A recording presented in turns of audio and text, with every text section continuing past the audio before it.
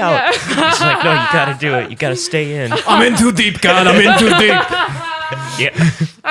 They're on to me. They're gonna kill me in here. Yes, welcome to InfoWarlocks, everybody. We're spreading Christ consciousness, but like Christ, at least I only have 12 followers. Oh, Hey, I like that. thank you, Nice. thank you. I added that to my set, but I thought I'd sprinkle it in. That's good. That's a good bit. Thank you. I like that a lot. Stay up on the mic. Oh, sorry. I keep forgetting. Yeah. Welcome back. It's been quite some time. Yeah. Takes some time to shake out the kinks. You know, you gotta remember how to Yeah. wheel and There have been deal. some kinks in my armor for sure. It involves the goddess Lilith, who could also be a demon. A friend of mine putting black magic on the mushrooms that he gave me, MDMA, and ceremonial magic. Black magic mushrooms. That is my favorite Santana song. Yeah. That's amazing. Wow. Yeah. One day I hope this is all gonna make like a good book that I'm gonna write. Nobody's gonna believe me now. Like the guy that I look to for occult like information, Damien Eccles, he says like don't brag about magic or talk about being a ceremonial magician if you're still living in your fucking mom's basement. Yeah. And like Aleister Crowley says, let success be thy proof. So Let success be thy proof. I believe Frank Sinatra, known occultist, said success is the best revenge. yes, fuck yeah. Um, And I need some vengeance. I'm sorry not to beat it up, but like my ex, my kid's father, he's engaged less than a year after. And my kids are calling another woman mommy. So that's how. wow. That sucks. Yeah. That sucks. And to Yeah, that, I'm I say, bringing let's it. have a toast. Fuck yeah, let's have a toast to the To, douchebags. to your Uncle Lefty. To Lefty. He was a douchebag and an asshole, but he was great. Let's have a toast to the douchebag. Cheers. Some spicy Cheers. vodka.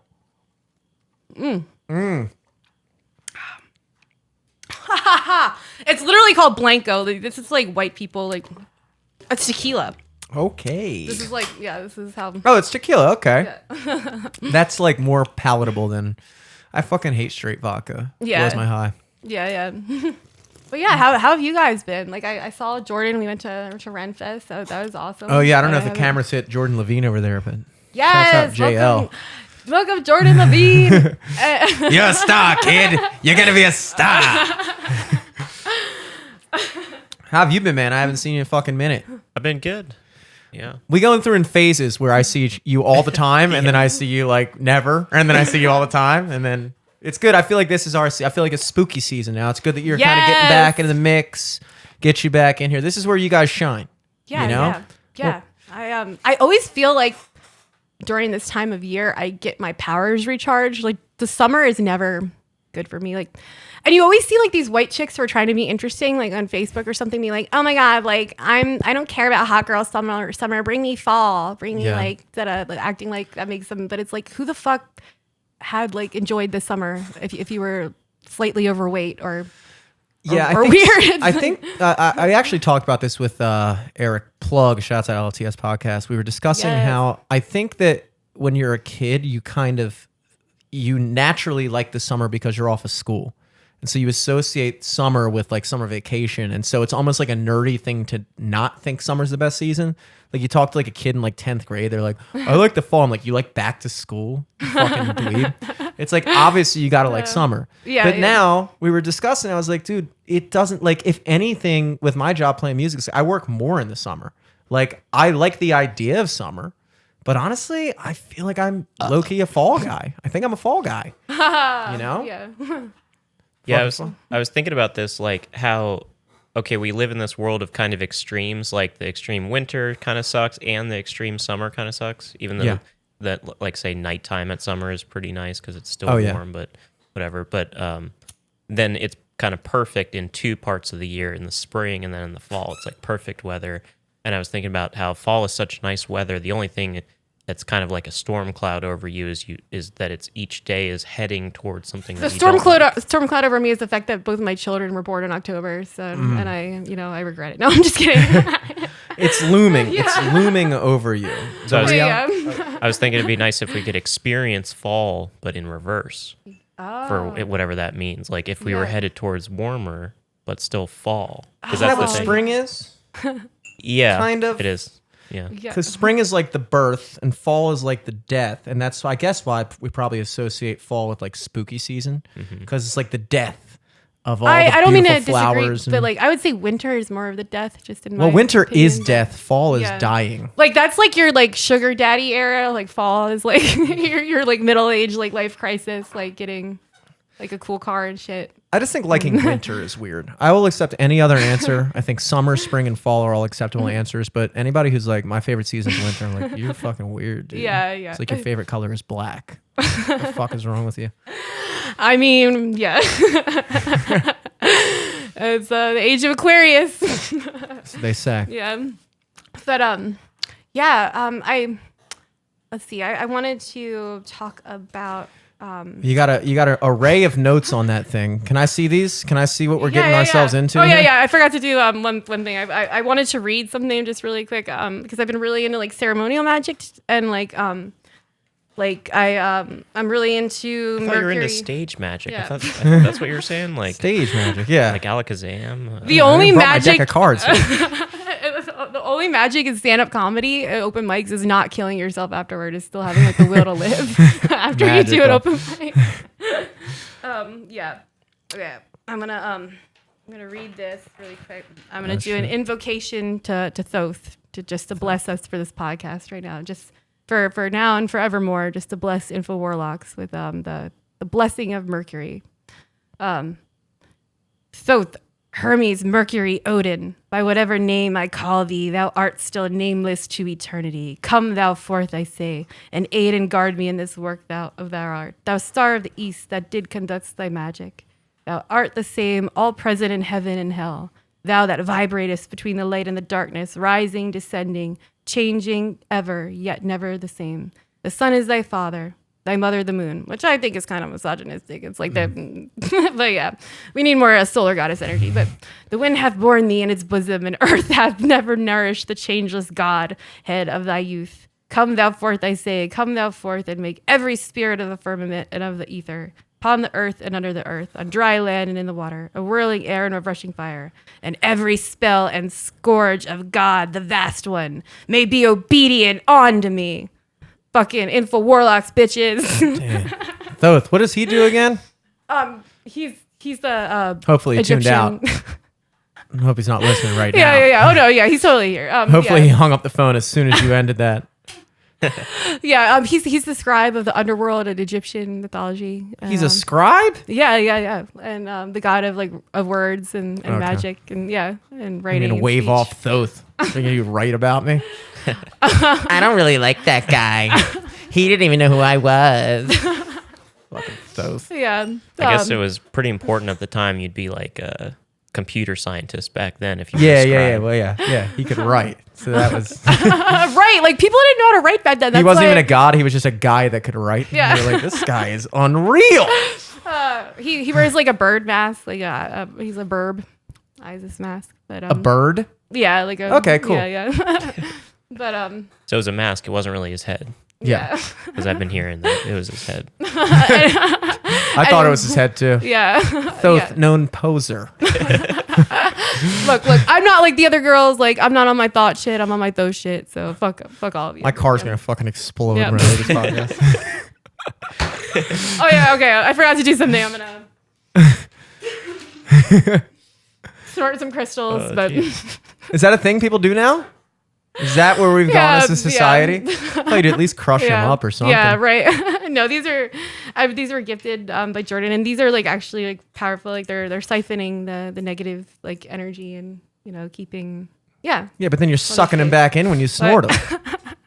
it was just a joke. I know comedy and magic don't really mix. I'm trying to figure it out, but I'm trying to find it. I think they mix. You got to try things. You got to try things. Yeah. We're here to try things. Yeah. But yeah, what do you guys want to talk about? Since I fucking Well, made you're the one myself with look the like an notes. asshole already. Well, first I got to ask you with the Grok This podcast, how's that going? It's good. We're taking a little bit of a slower period in the summer because I think we started when it was still kind of cool out in the spring and there wasn't as much like doing stuff. So Yeah. we could meet every Monday and it was just chill. But then we started like Alex had some work travel and some personal travel. We both had some stuff going on. I've been busy too, not necessarily traveling. But you're busy. That's good. Well, good. I think this is a good time, like for you guys. I think this is a good time to come alive. There's not enough spooky inspiration in the spring. That's the problem. You know, it's like you're looking around, everything's nice. You're like, dude, I don't want to talk about fucking aliens right now. I want to fucking go to the beach. Go outside. Let's go outside. Now you go outside, you're like, I definitely want to talk about something crazy. Something crazy. Well, that's good to hear. I just had to check in on you, and we can talk. I looked at your list, and I read it twice. So Sam, I know I'm an asshole for coming up with something to talk about beforehand. I know. No, that's what you're literally supposed to do. Yeah. This is somehow, believe it or not, the most professional podcast that records here. Yeah. Maybe Mike Moran. He actually does plan shit, and it's palpable. Let's see. Oh yeah, I had some stupid joke about as above, so below. It's like, as above, so below. My favorite part about this is you have the word snort crystals written on here, and then you have like an arrow as if you were like, no, I got to snort the crystals before we talk about Mexican aliens. Yeah, it feels like someone just found my suicide notes. Like you were like filling out the vibe. You're like, I should probably snort them first. And then, okay, I like that. I know, I'm just a fucking asshole and idiot. I don't even know why I do this and put myself out there, but I think if we got gradually more, deep, I think a good place to start, and I'd like to talk about this as well, is the aliens in Mexico. Yeah. That is my pick. That is my pick. Jordan, take it away. So, all right. So the tensions have been building for a long time between the government called the El Governmente and the El Alienos culture, which is the ufologists and such, and people who collect things, strange things. So we're talking about the UFO. I thought we were going to talk about illegal immigration with the Mexican aliens, but I suppose we could talk about the extraterrestrial. It ties in very okay, yeah. But yeah, as far as like I was saying before the pod started, I haven't really looked into it. I just saw what everybody I think saw on the big news coverage was that one guy showing like an alien carcass, supposedly like a mummified 1,000-year-old alien body, which obviously is a little ridiculous, whether you believe it's true or not. But I did wonder, like, what the other stuff was going on, because it seemed like in the U.S. there was different people from government and stuff like that, and military that wanted to talk about what they had supposedly experienced or knew of. So I don't know if there's the same kind of thing in Mexico, but that one like alien body is the only thing that we're seeing on TV. Well, I'm gonna pull this up for those of you who have not seen. This is that's what oh shit. Yeah, I keep on switching. Everybody getting a good load of this while I figure out how to produce. Are you seeing this shit? I gotta hand it to him. The Mexican government is trying. Well, it's a guy who was sharing it to the government, I think. But didn't they like kind of like run with it a little bit? I don't know. I think it was just his presentation to this committee or whatever panel. Okay, I thought this is like official Mexican policy that they had found these aliens. I didn't realize that they also thought it was bullshit. Yeah, I'm not sure what they thought of it, but I know it's this one guy who's like a ufologist kind of person. It's not bad. Like, it's really not like, it's bad for today's standards, but I feel like he was like behind his time. I feel like if he would have hit us with these same, pictures like back in the day, we would have kind of fallen for it. Like, this is, I think the problem is with this situation. But how did Steven Spielberg know an alien was going to look like that? Well, that's the issue. He just like E.T. He just made it look like E.T. Yeah. He kind of just made it look like, I feel like I want to see an alien that doesn't look anything like what I thought it was going to look like, because then I'll think it's real. You know, if it looks exactly like, why would they have two eyes? Why would they have two eyes? Even most things on Earth don't have two eyes. I mean, a lot of things do. Spiders have like 8. Flounders have like 2, but on one side, and that's just in Earth. Think of all the diversity of life just on Earth, and then I'm supposed to believe that an alien from another galaxy has 2 arms and like 3 fingers. Why would you have fingers? I mean, I get it, but not even everything on Earth has fingers. Talk to an octopus. You know? Yeah. And So I mean, they're Cthulhu. Like, I think that they're the real aliens. Like, that are You like, got to be like more imaginative. Mexican guy. You know? But what if like Earth is just like an alternate reality and the other dimensions are just kind of like parallel versions of that? Like what it takes to sustain life is like the similar for them. Well, that's a good point. I think that much like what we were just talking about, like how the different things on Earth look similar. It's like it is kind of crazy that for whatever reason, it seems to be that on Earth we do have very defined features, like animals have eyes. You know, a goat, his eyes are like rectangular, you know, but that's so he can like see a goat can see like fucking 270 degrees and they have to. Like prey, their eyes are on the side of their head so they can see who's stalking them. Predators, their eyes are on the forward of their head so they can fucking see better what they're looking at, you know? So like, but you know, it's all kind of the same in a way, you know, everything breathes. I didn't even like the idea that like, you know, in science class, you learn about like the definition of life and they give you those things like reproduction, respiration, digestion, other shit. And it's like, we don't know that that's what things on other planets do to live. We just decided that everything in order for something to be alive, it has to do these 7 things that everything on Earth does. You know, we don't know. Yeah. We don't even know if life is some kind of like fucking, if we went to another planet, it's just like a fucking consciousness, like a fucking orb or something. I don't know. I literally don't know. Yeah. Yeah, and well, yeah, I know I'll talk about this in a minute, but yeah, do you want to watch the clip of Let's watch the clip. He looks like a kid that has like progeria. Have you ever seen that disease? Like, where Yeah. it's rapidly aged. Like, he looks like a progeria kid. What is the clip called? Oh, just Mexican alien. yeah, just like anything about just any. Oh, you said the clip as if it was like the clip. Yeah, sorry, yeah. You pulled up like a picture of it, and I just I haven't watched too much about it like myself because. Like, again, I don't know whether this is like true or like Project Bluebeam, where it's kind of like a thing like from the Watchmen where. Oh my God. The first thing that popped up is fucking Neil deGrasse Tyson's smug fucking ass. Do you want to watch him? Do you want to? I hate that guy, man. Now you stirred up Jimmy. Really got me going. I type in Mexican alien and the first thing I see is Neil deGrasse Tyson. Let's watch it. That's okay, fine. Bring the hate. I'll watch it. I find him annoying in some ways. I have some criticisms. Nothing killed her. I'll talk about it after. Yeah. I'll talk about it after. He's kind of like an edgelord in a way. Yeah. It's like a straight edgelord. I can't fucking stand atheists, to be honest, but. All right, here we go. Pulling up a little Neil for you. 4.5 billion year old cosmic rock about to land back on Earth. This spacecraft, as you see there, is carrying a sample of rocks and dust from an asteroid named Bennu. And it's entering Earth's atmosphere at a velocity of 36 times the speed of sound. The sample is going to land in this desolate section of the Utah desert. That's important because Bennu overall is an asteroid the size of the Empire State Building. It has a real chance of smashing into Earth in 159 years. If that actually happens, Smith was it a would ceremonial hit Earth magician, with the the guy force that of created 22 Mormonism. atomic bombs.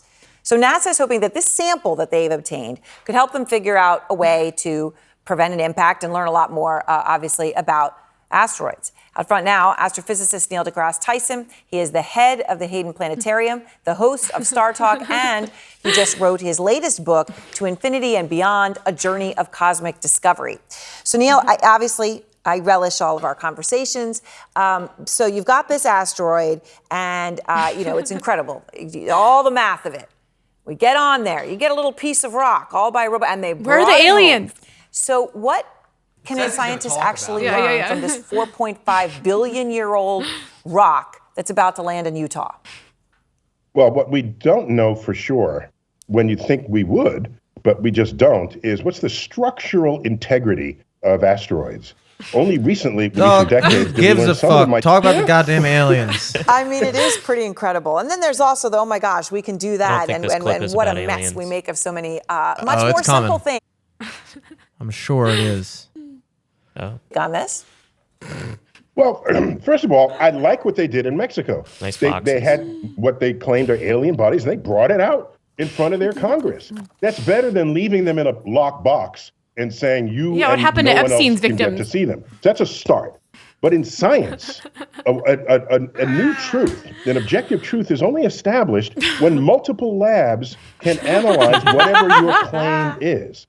When we brought rocks back from the moon, we distributed them to all the labs of the world. So everybody participated in that discovery. So here, bring out samples to others and let other people, skeptical people Give in us other pieces labs of it. test this. They'll either verify it or falsify it, and then we move on. That's so was true, your Neil. reaction? How come nobody has brought us a sample of the aliens? I want to take a look at this shit. I'll be the judge of this. So that was unfortunately the worst person I would have liked to listen to talk about that, dude. As I was going to say before the clip, nothing killed a career harder than open form the open form podcast era. When I was in college in the early 2010s, for the 1 year I was there, that was when Reddit was like really, really, really popping. And Neil deGrasse Tyson was like the fucking man. Like they had like that. Remember the Rage comics where they had like the troll face and all the other shit, like and like the stupid like whatever Forever Alone and shit.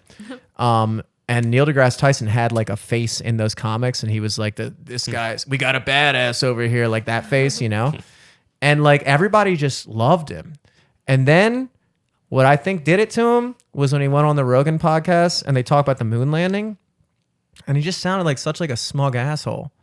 And it was like, dude, I think you're a fucking fraud. Wait, was he like chew into like, no, the moon landing had to happen? Yeah. I'm not saying I don't think the moon landing happened, but I didn't appreciate his overt, like, there's scientists and then there's celebrities. And certain scientists are really good at like being like public figures, and they're not really the guys in the lab that are actually doing the experiments and breaking new ground. They're just guys that are very personable and like public facing people that are able to basically just tell you what the general consensus, the zeitgeist is. So I don't look at him as a guy who's like breaking new ground, making new discoveries. He's not an Einstein type guy where he's going to be like, hey, remember how you thought time was like static? Well, it's actually relative, and actually it's the speed of light and like these things that like bend people's minds. Neil deGrasse Tyson would be the guy during that time who would just repeat whatever was known in like a smug way and then be like, well, this is what we know right now, and anybody he'd be like the Aryans of the superior race. Anybody like, who genetics. anybody who doesn't think this is science and whatever. If you disagree with science, it's like, bitch, he just proved science wrong. Fucking Einstein came in and was like, no, that whole Isaac Newton shit that we thought for the past however long, like it's not necessarily all true. Those are the guys that break new ground, the guys who take what's known and then improve upon it. If we only ever just followed what was known, we'd be back in the Stone Ages right now, because nobody ever said, actually, this way is better. So, like, I don't really have much respect for guys who make entire careers out of just knowing what's known. You got to know what's unknown, like aliens. Yeah. You gotta seek. You gotta seek the unknown. You gotta admit what you don't know. And that's what he doesn't do. Right. Yeah. I've never heard him say, I don't know. Have you ever heard Neil deGrasse? You have never. A lot of NDT, not a lot of IDK. You know what I'm saying? It made me think of one thing. I was thinking like maybe he did make some discoveries earlier on in his career. And now he's just kind of coasting. Like he's just kind of, he got into his lane. Mm-hmm. But one interesting thing I that just connected in my mind is this guy who was like the science ambassador or like somebody high up in Obama's cabinet. Like he worked at like the University of Maryland or something. He was like a what do you call it? Quantum physicist, and somehow he found like code in the string theory or whatever, the string equations that he said was like error correcting code. Oh shit. And I don't really know how to explain it, but like in the equations of what he was discovering of the universe, he found error correcting code, which made it seem like. When did you hear about this? A couple of years ago. Wow. So you're saying it's like a matrix where he kind of like hacked into the code and realized like. Yeah, he found something that was like, this thing is error correcting like it would be a code in a computer program. Yeah. String theory is my very rudimentary understanding of it. String theory postulates that there's like 26 dimensions, and a lot of it's like, I don't know, tied in. I don't understand any of it. I'm gonna be like Neil deGrasse Tyson and pretend I do for this moment.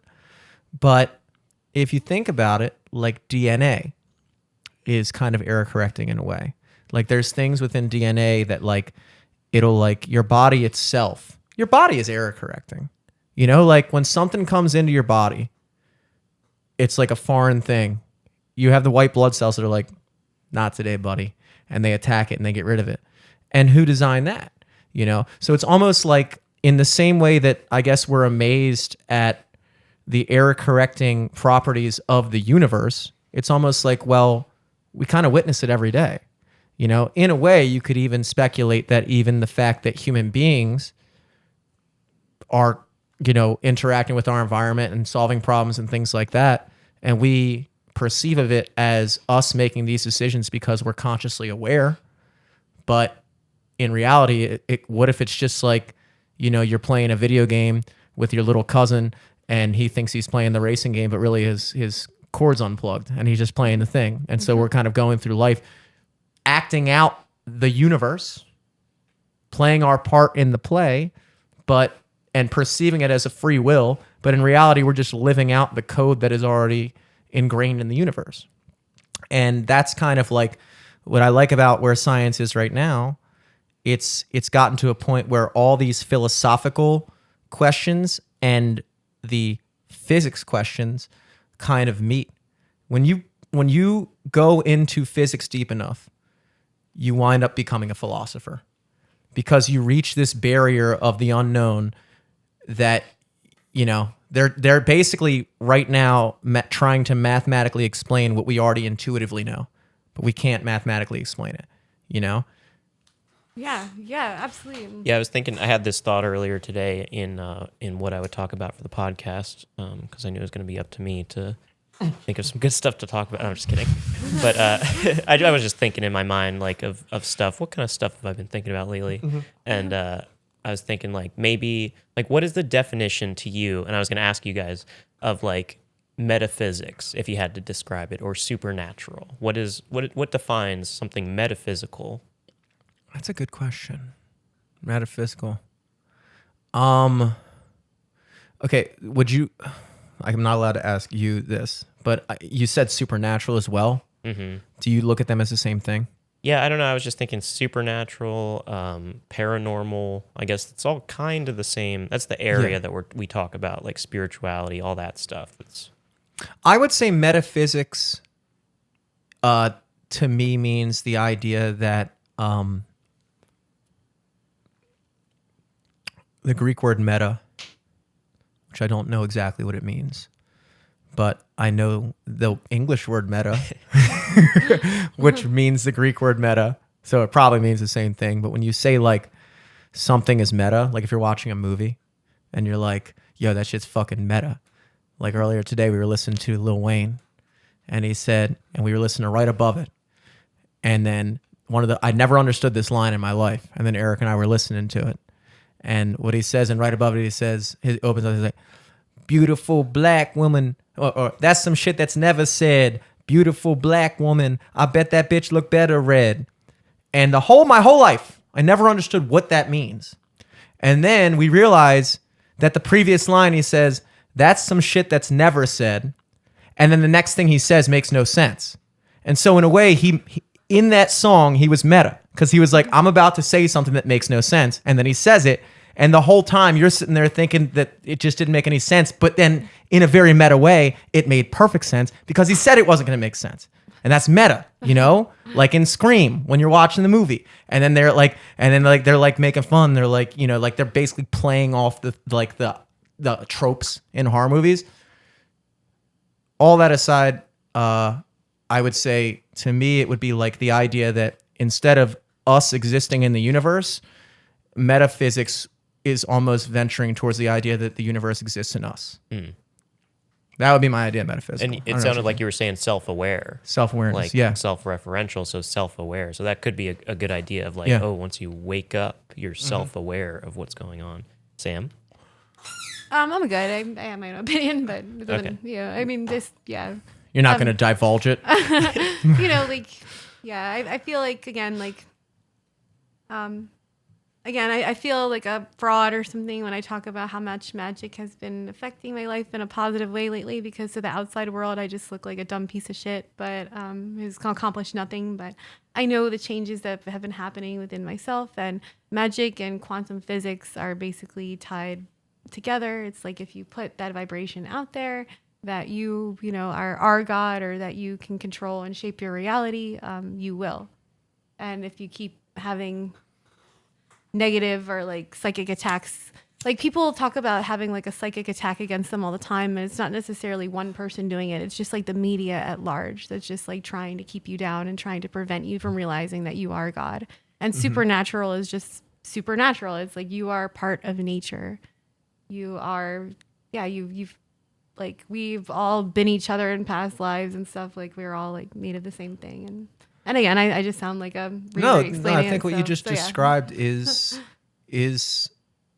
that's. I mean, and you describe it differently, but that's why different people's takes on it. But even what you just said about like the idea that you're kind of.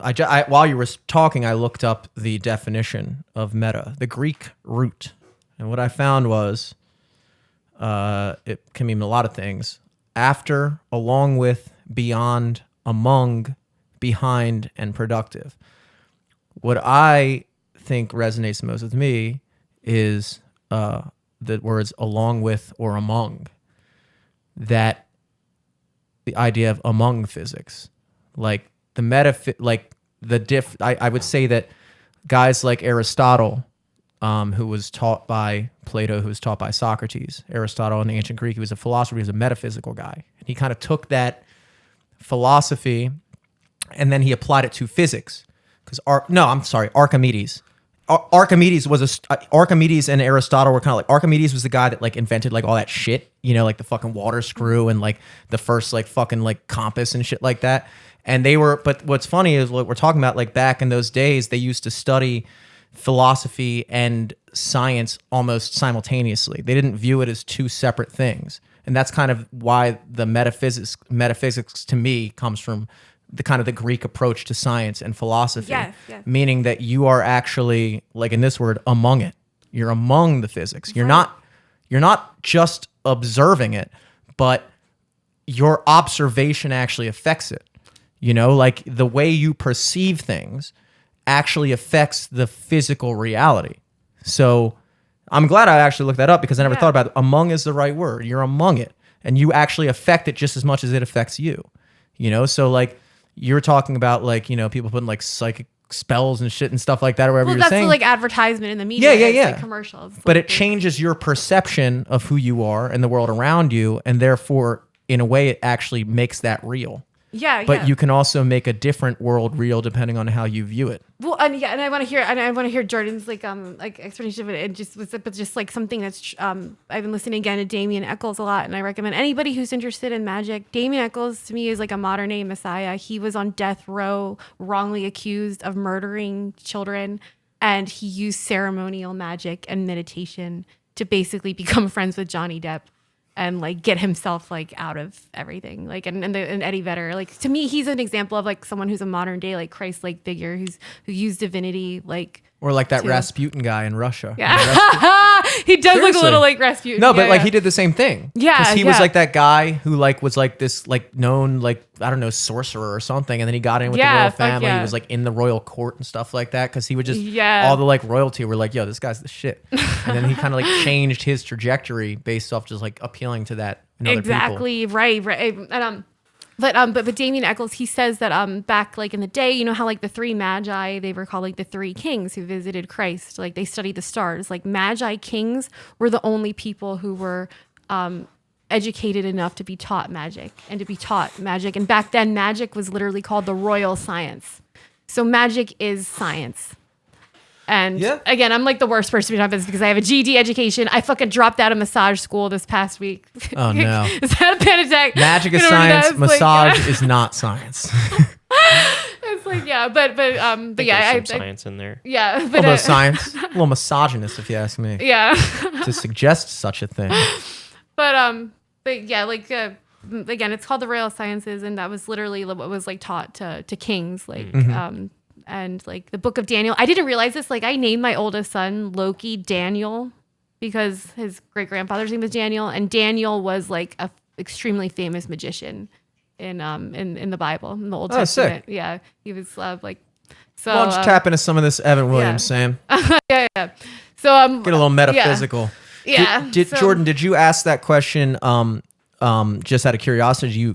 What is your definition? Well, I was just pondering it, I guess, because, you know, how we, like, me and Alex kind of joked about it when we started the podcast because we had an idea of the type of stuff. And Sam, I liked your answer about it. I like that both of you kind of overlapped because Jimmy was saying, like, it's more so you're a part of nature. Yeah. Or you said a part of nature, and Jimmy said, like, it's like you're a part of, or like the universe is in you, not just you're in the universe. Yeah. But yeah, we started the podcast just like we like talking about this kind of stuff, whatever that means. But yeah, I was kind of like trying to nail down, like, I get what it is because a lot of people don't talk about that stuff. It's like silly. We write it off, any of that stuff in that category that we think of as not real, like within a certain set of limitations. Like we think because it's not commonly accepted that stuff like that tips that like sets me off a certain way must not be real because my family, my friend group doesn't believe in it or whatever. Yeah. But I was trying to think, okay, what is metaphysics to me? But I think I had a feeling or an intuition or something like this phrase, more than the sum of its parts. Like you talk about, you know, a body, it's like, where is your consciousness or you? Where is Jordan in your body? Is it in my elbow? Is it in my knee? Yep. No, it's not really in my brain because you go to sleep and your brain's doing stuff, but it's kind of like your consciousness can experience things. It might be in the brain or it may not be, but I personally believe that consciousness kind of isn't just limited in the brain. It's like something that's pervasive. Well, that's that. I mean, if you even think about it from like a like from a biological standpoint, like, you know, you look at yourself as you, but, you know, this might be a cliche, might not be, but, you know, people talk about it all the time, like all the cells in your body. Like, I don't necessarily know how many cells that you were born. How many cells you were born with. Cells or cells? Cells. Like cells could be interesting. Cells. Ooh, that would be even cooler. Why didn't I say that? Cells. I was CELLES. A celv phone. How many of those? How much of your physical body exists today that did, I don't know, 20 years ago? Yeah, that's like the boat, the you know, that boat metaphor of like if you replace every part of a boat, it's like the ship of Theseus or something it's a Greek thing, I think. Yeah. You replace all the parts of the boat and it's like eventually it's none of the original parts of it, yet it's still the same boat because you've sailed and Yeah. Or if you ever listen to Alan Watts? Yeah. He's awesome. You listen to Alan Watts, he is the shit. Then you talk about with like universities, schools. Like, what is UCLA? I think he was doing a lecture at one of those schools. I'm going to say UCLA. Probably was something else. Doesn't matter. And he was saying, like, you know, what is that really? You know, because, like, the UCLA that was founded however long ago, like, none of the staff, the student body changes every 4 years. None of the staff changes every 30 years, let's say. And you get to a point where, you know, anybody who built the buildings, they're dead. Anybody who, like, the original student body is gone, turns over before. It's like, what makes this the thing? And it's really just the idea of the thing. Like, the actual physical existence of any given thing within that idea comes and goes. But the idea is what transcends. Yeah. You know? And so, like, you look at a picture of yourself when you're 3 and you're like, I know that guy. Apparently that's me. I don't remember taking that picture. I don't remember where that was or why I was making that face, but I know what I looked like when I was younger, and so that's me. And I guess every day you kind of carry this idea of self, And then you look in the mirror 10 years down the line, you're like, I'm not that guy. Other than the fact that every day I've just agreed that I'm this guy. And meanwhile, everything changes around you, including yourself. And all you're left with is just the idea of you, you know? Yeah. Yeah. Like, when you first, like, when you get into magic, basically, you want to do all like the shit and think like change your reality. You want to do like the magic to like get money or get bitches or whatever, you know, just to change. But it's like, what you really realize once you do, like, I came from a place to doing the chaos magic, which was basically just like do it yourself magic where they use Pokemon and shit, just like anything. But when you actually do the ceremonial magic that's like been passed down through the fucking ages, like invoking these like Yahweh and stuff, like, you realize it's something deeper. It's the great work in alchemy is like what you said. It isn't about being famous. It isn't about like worldly things. It's about achieving immortality and achieving the same light body that Jesus did. And I know it sounds crazy, but if you look up like the rainbow light body that certain like Tibetan Buddhists managed to achieve, like you'll see within like 10 days or something, the skeleton totally decomposed, but their skull is like the only thing that's remaining. The like, rainbow light body? Yeah, that's what like Tibetan Buddhists like spend their whole life like basically like studying, like the masters and the bodhisattvas. And it's a way to kind of like transcend your like reincarnation cycle and to like decide whether you want to come back here next time. Well, yeah, and those things, like, I guess I think Buddhism, I mean, that was really Alan Watts' thing too, talking about Buddhism, but like, well, not but, and I guess, like, if you look at their approach, I don't know about like the magic side of it, I don't know much about that stuff. Yeah, and I'm sorry I'm going like too, like, it's not fine. very like comical right now. No, it's fine. It doesn't have to be funny. Sometimes trippy, it's funnier to not be funny. Yeah. As Sammy Davis Jr. once said, sometimes it's the notes you don't play. Right. Right? You know? It's like sometimes it's the jokes you don't say. Yeah. But their whole thing was like, and like Jesus said, I know what I know. I don't have to rely on you fuckers for outside from Virginia. I know Yogi what I know. Berra once said, I am what I am and that's all that I am. But they would practice these ideas of like never really indulging themselves. Like they would like kind of like fast all the time and like abstain from sex and like no money, no bitches. Really, Buddhist monks? Yeah, that's really the life tactic? No money, no bitches? That's what I'm going through right now. So yeah. Yeah, some people do that not even by choice. Yeah. Some people. Yeah. Sam Kelly, female incel. That's what I feel like Buddhist monks are like sour grapes incels, where they're like, I don't even want money and I don't even want bitches. Yeah. They're like, all right, Buddhist monk, I bet you do. Yeah. It's like, you took the easy way out, bro. I'm still out here trying to get money. I really want it. But they don't want it, you know, and that's their whole idea of like, I am in this vessel and this vessel is constantly in my, like all the human suffering that they talk about, like ego is suffering. The idea that like, you know, you can never eat so much food that you're not going to be hungry ever again. You can never have so much sex that you're never going to be horny again. These are temporary things. Gandhi slept with 14-year-old girls. He had sleepovers. I'm just saying. He did do that. Whether it's right or wrong. He was Hindu.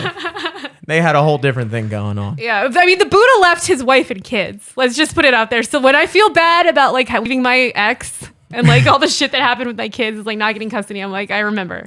What would Buddha do? Yeah. WWBD. Yeah. My friend said that they were taken care of, though, at least. Yeah. Because he was rich. So he didn't leave them penniless. Your friend sounds like a Buddhist. Yeah. He's like, well, actually, what I'm about to make up is. Well, my ex's fiance, she's a fat black woman, so at least they got to make me watching them. I'm sorry. Edit this out. He's got him in preschool like 12 hours a day, so they're fine. They're not in Carroll County with those hicks. There you go. You're allowed to say that because it's your ex's new girlfriend. I think holds get barred. I think. And you know what the shitty part is she's enormous. I'm not gonna lie, and not that I judge or anything, but I saw her and I'm like, so he really wasn't lying when he said I was beautiful and he loved me for who I was. Oh wow, that's a twist. That's a twist. I'm like, damn, too little, too late. But yeah, Literally, but, too little. But he loved me too much late. that like the rape wasn't acceptable. But yeah, It wasn't worth the yeah. rape. But at least she can looks like she can fight him off. But Maybe that's why it works out. yeah. Anyway, I'm gonna edit this stuff off. But, yeah. but like my kids, I was watching something and there was just like an obese, like morbidly obese, like black woman on TV, and I swear to God, my oldest son, he pointed and he went, "Mommy," and he looked at me, and that's when I realized, like, oh, okay, like that woman who's been showing up in the van with his grandma. Wow. Yeah, How yeah. old's your son? He will be 3 soon. And he told his first dick joke, like Peppa Pig, like in the thing, they called him like Mommy Pig, and like he called me Mommy Cox because that's his last name. So I get to be the mother of Cox, even though that's not my last name. But yeah, Golly. yeah. Sorry, I know. Like it's yeah. No, it's all good. It's all good. Look, we got a lot of ground to cover here.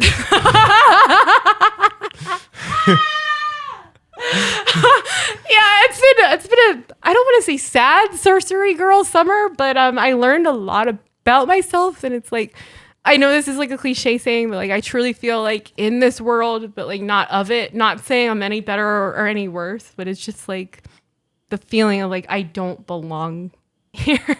Well, I didn't see that anywhere on your notes, and this is good because it's silly to think that we're just going to come in here after 3 months hiatus and just hop right back into topics. Yeah. You know? Yeah. It's like, clearly some shit has been going on in the past 3 months that you gotta fucking talk about. You don't edit that shit out. Yeah. Put it out to the world. If you want to edit shit out, just don't have a podcast. Right. Fucking say it in the mirror. Exactly. Yeah. You and know? like if you guys want to do any like inner child healing or shadow work or reveal something that you've been dealing with since I just did it, I mean we can have an inner child Amber Alert right now. Like what's something like what's a generational cycle or curse that you guys are trying to break like in your family? Jordan. Well, another topic I prepared because I wanted to be prepared for this podcast. And I'm always just like bouncing around ideas in my head because I spend a lot of time alone. Even though I like other people, I just happen to spend a lot of time alone. The angels are always with you, my friend. Yeah, that's true. True. But I think like you know, I appreciate that you're using magic, it seems like, or the ideas of magic to somewhat improve your life or give you some sense of control or direction with like your life. Yeah. And that's kind of like what I do. I don't do like magical practices, but I'm always kind of like playing around with these ideas that I think do kind of benefit me in day-to-day life. Like that my idea of myself or what's possible in my life really is kind of the thing that's limiting me in my experience. Because like you could think like if you change your mindset, maybe like you like not necessarily that things will happen, which I do think that things will happen positively if you have a positive mindset or. Sorry, I'm going to cut you off. The secret, and this is something I have to really practice, is to really not that things will happen, that the things are happening right now. Yeah. That's how you have to trick your brain into thinking, put yourself into receiving mode, like be a total bottom, be a spiritual bottom. Yeah. Just but that's like in the Bible. And I think that was even like taken out of the Bible because it's just basically the secret. Probably because it was a little homophobic for the Bible. They probably didn't. Yeah. Like, are you sure this is the best way we can say this, Peter, or whoever said it? And I'm a hypocrite because the archons and the whatever, the demons, the gremlins in my brain are constantly sabotaging me into being in receiving mode. But like that, I've heard that is the secret. But but please continue. Like rather than it being in the future, you want to say like, it is now. Say like now, like I am like a magical being of light, and I am materially wealthy, both in the spiritual and in the physical world. Yeah, I mean, I think I remember I knew somebody in like middle school, like 8th grade, who was like, "Oh, I have a CD of positive affirmations." And like, so you get exposed to. But these be kind careful of with things. that shit. I'm sorry. Like, Yeah, it could be like. I got caught in the fucking soul matrix when I was like super into all that stuff. Like, I got caught in something dark. I'll talk about it later. But Steve Noble is a Satanist. Like, don't watch his videos on YouTube. Like, he's like, it's demonic, and he's using like dark alien magic to like trap like Yeah, that's a thing with people like me and Sam or Alex, and we'll send False something. light. We'll send something like, hey, like a week later, hey, don't look at that, don't watch that. He's actually a soul matrix, deceiving people. I'm sorry. Sorry, my bad. I got you caught in a soul matrix. That was totally. That's why I want to write about this shit. But it's like, it's fucking hilarious, and I love you guys so much. It's like, it's so like, thank you. Like, but yeah, I was thinking about like, I guess like how your imagination is really powerful, and I was also thinking about how even just the idea of like, and I got this from this guy Edward Art on YouTube, who's really inspired by Neville Goddard, who I talked about on our podcast. Who was like one of these imagination thinkers. But he talked about like go into your imagination. Yeah, go ahead. Did he write that one book, like that one huge, like I No, probably not like one. Oh, Think and Get Rich. Yeah, Think and Grow Rich. That's another. Yeah. So that's another of these guys. Yeah. Pretty similar, but yeah, his thing was all about imagination. Like, if you can feel it as a real thing in your imagination, like then the outer world must respond to it because there's sort of like a corollary thing. Don't try to change the outside world to get what you want. Like change yourself in your imagination. Yeah. But yeah, I was thinking about that, like relying on other people for validation and love. Even though I do think connection with other people is important, it would be best if I can discover that it's within myself to grant that to myself, and then other people will respond to that too. But not saying like I need to get this validation from other people, because what if they're not there for you? Then you're gonna feel lacking. Exactly, dude. Like this past summer, like I was ready to quit everything and just go into just basically like monk mode. But it's like they like in Buddhist philosophy, they say, you know, like before enlightenment, chop wood and carry water. After enlightenment, chop wood and carry water. It's like before enlightenment, write and tell dick jokes, and then for me, after enlightenment, write and tell dick jokes. It's just in a different angle, like but what you're saying, where like I don't want to talk about this too much because I know again it sounds unbelievable, but I literally tried to make a pact with Lucifer this past summer for fame. I've heard about this. And as soon as I did, as I left him an offering, I found a crossroads in the back by the woods by my mom's house.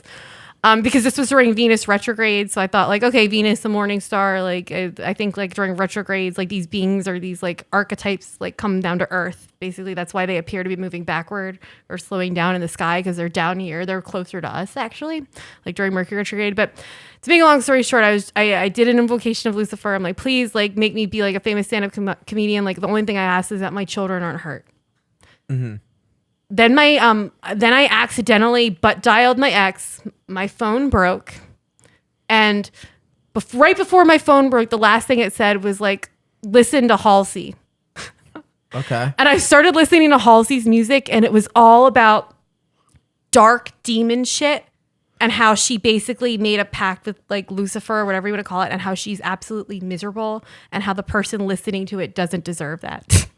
Like I guess somebody had texted you, listen to Halsey. No, like on my phone, like you know how it says like recommend. Oh, like it just randomly popped up where it said listen to Halsey. So I know I sound crazy, but it's like a Geico commercial will come on. And sometimes I'll just be like, okay, this is like a message from God. But like I'll astrally project myself onto things, which is why like I have to stop listening to something sometimes, because it's like my. But I realize anyway. I don't want to get. But are you just using the word projection? But you just always say the word astral projecting. Yeah, but it's just like where I astral projecting. But it's just like where you get to a point where you're just like.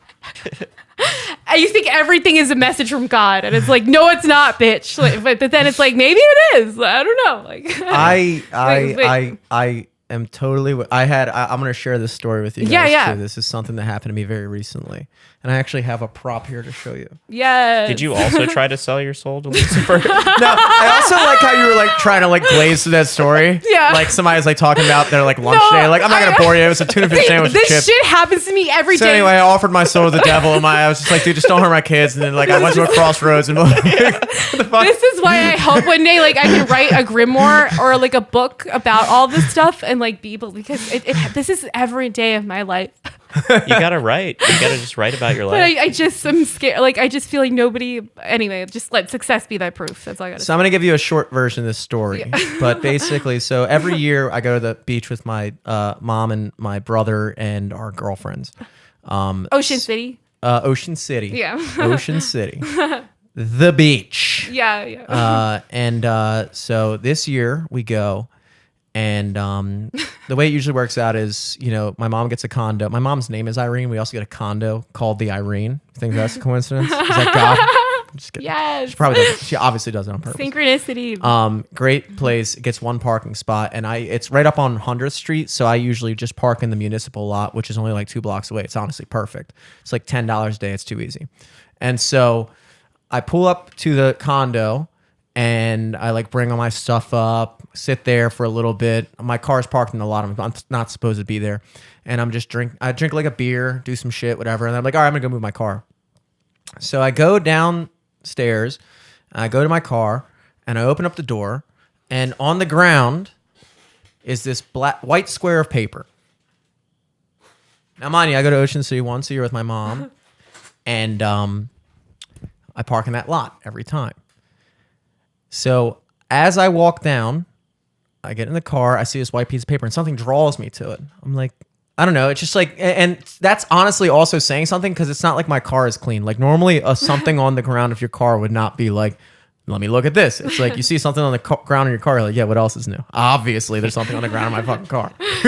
So I look at it, and I pick it up, and I'm staring at it, and I realize it's kind of faded. You can see how it's kind of faded and stuff. Whoa, okay, 444! Okay. Well, that's not even the main thing, though. Here's the thing.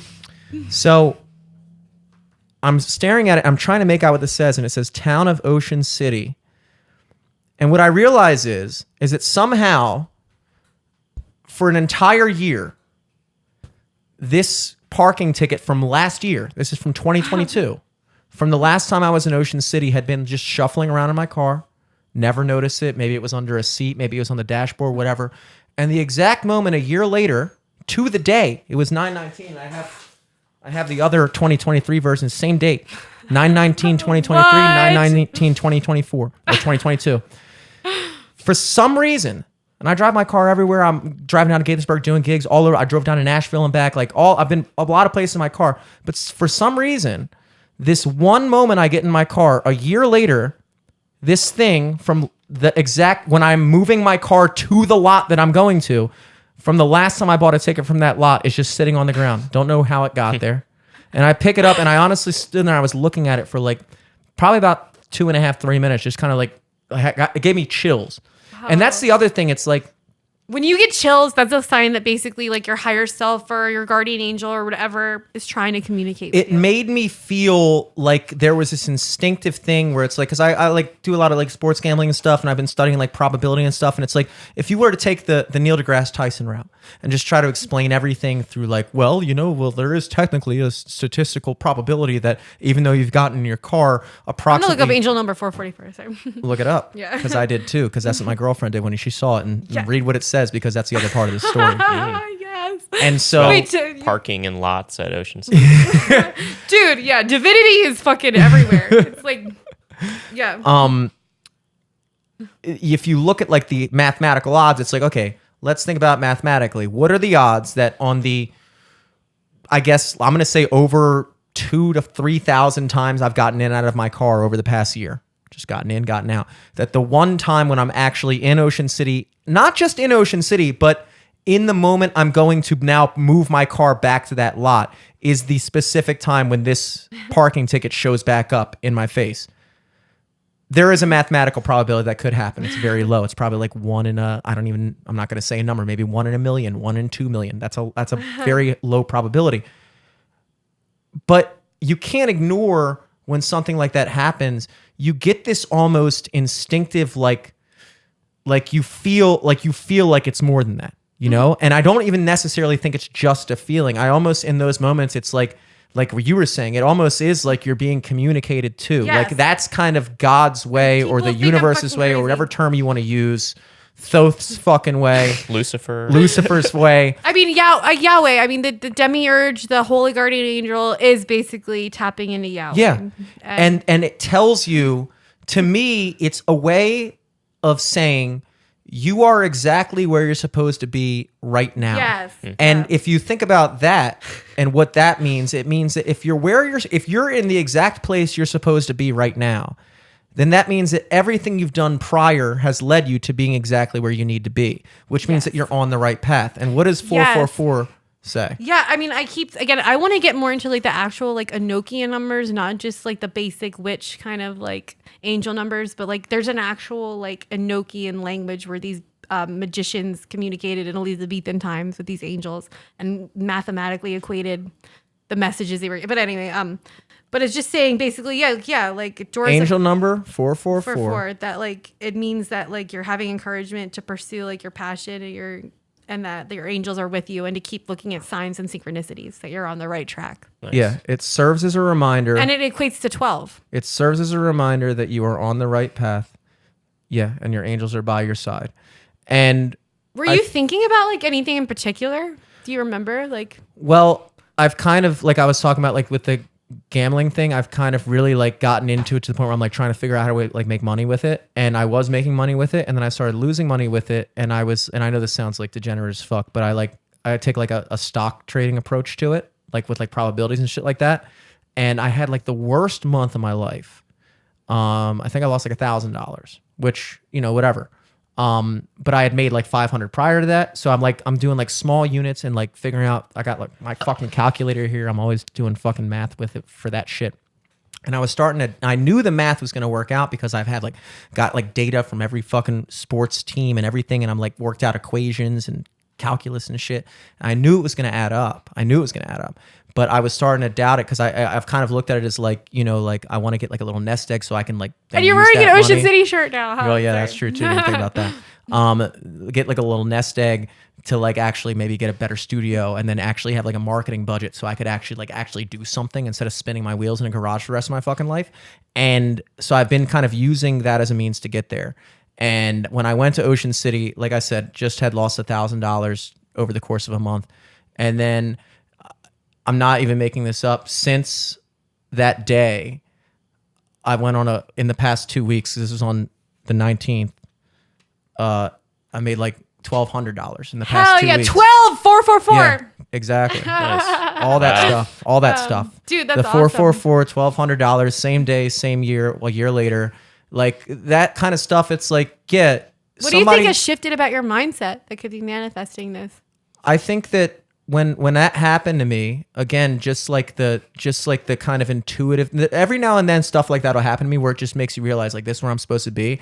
And then I'm not even a person who thinks about angel numbers or anything like that. So it wasn't immediately in my like consciousness to look into it, but I was just explaining the kind of subliminal subconscious feeling that I get when that stuff happens, which is you are on the right path.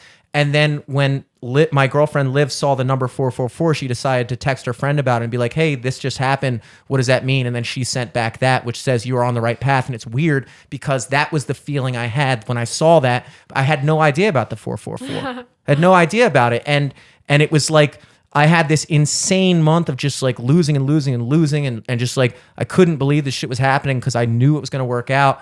And then from that day, it just went boom and everything switched. And now I had the luckiest 2 weeks of my life. And it's like, it's not even luck. It was basically saying like, no, you're doing something right. Like, I know it sounds crazy. I know that the one downside of this story is that I'm speaking as it from a context of triangle gambling. of manifestation, whether you know it or not. That's Yeah. like a powerful thing. Yeah. But it's not about luck. It's about the math working out. And I was basically saying like, just, you got something figured out here. Just keep it going. And it worked out. So, I mean, that's the kind of stuff like what you were talking about.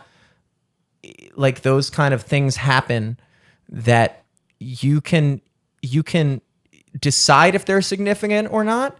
But at the same time, your body deep down knows when something's significant.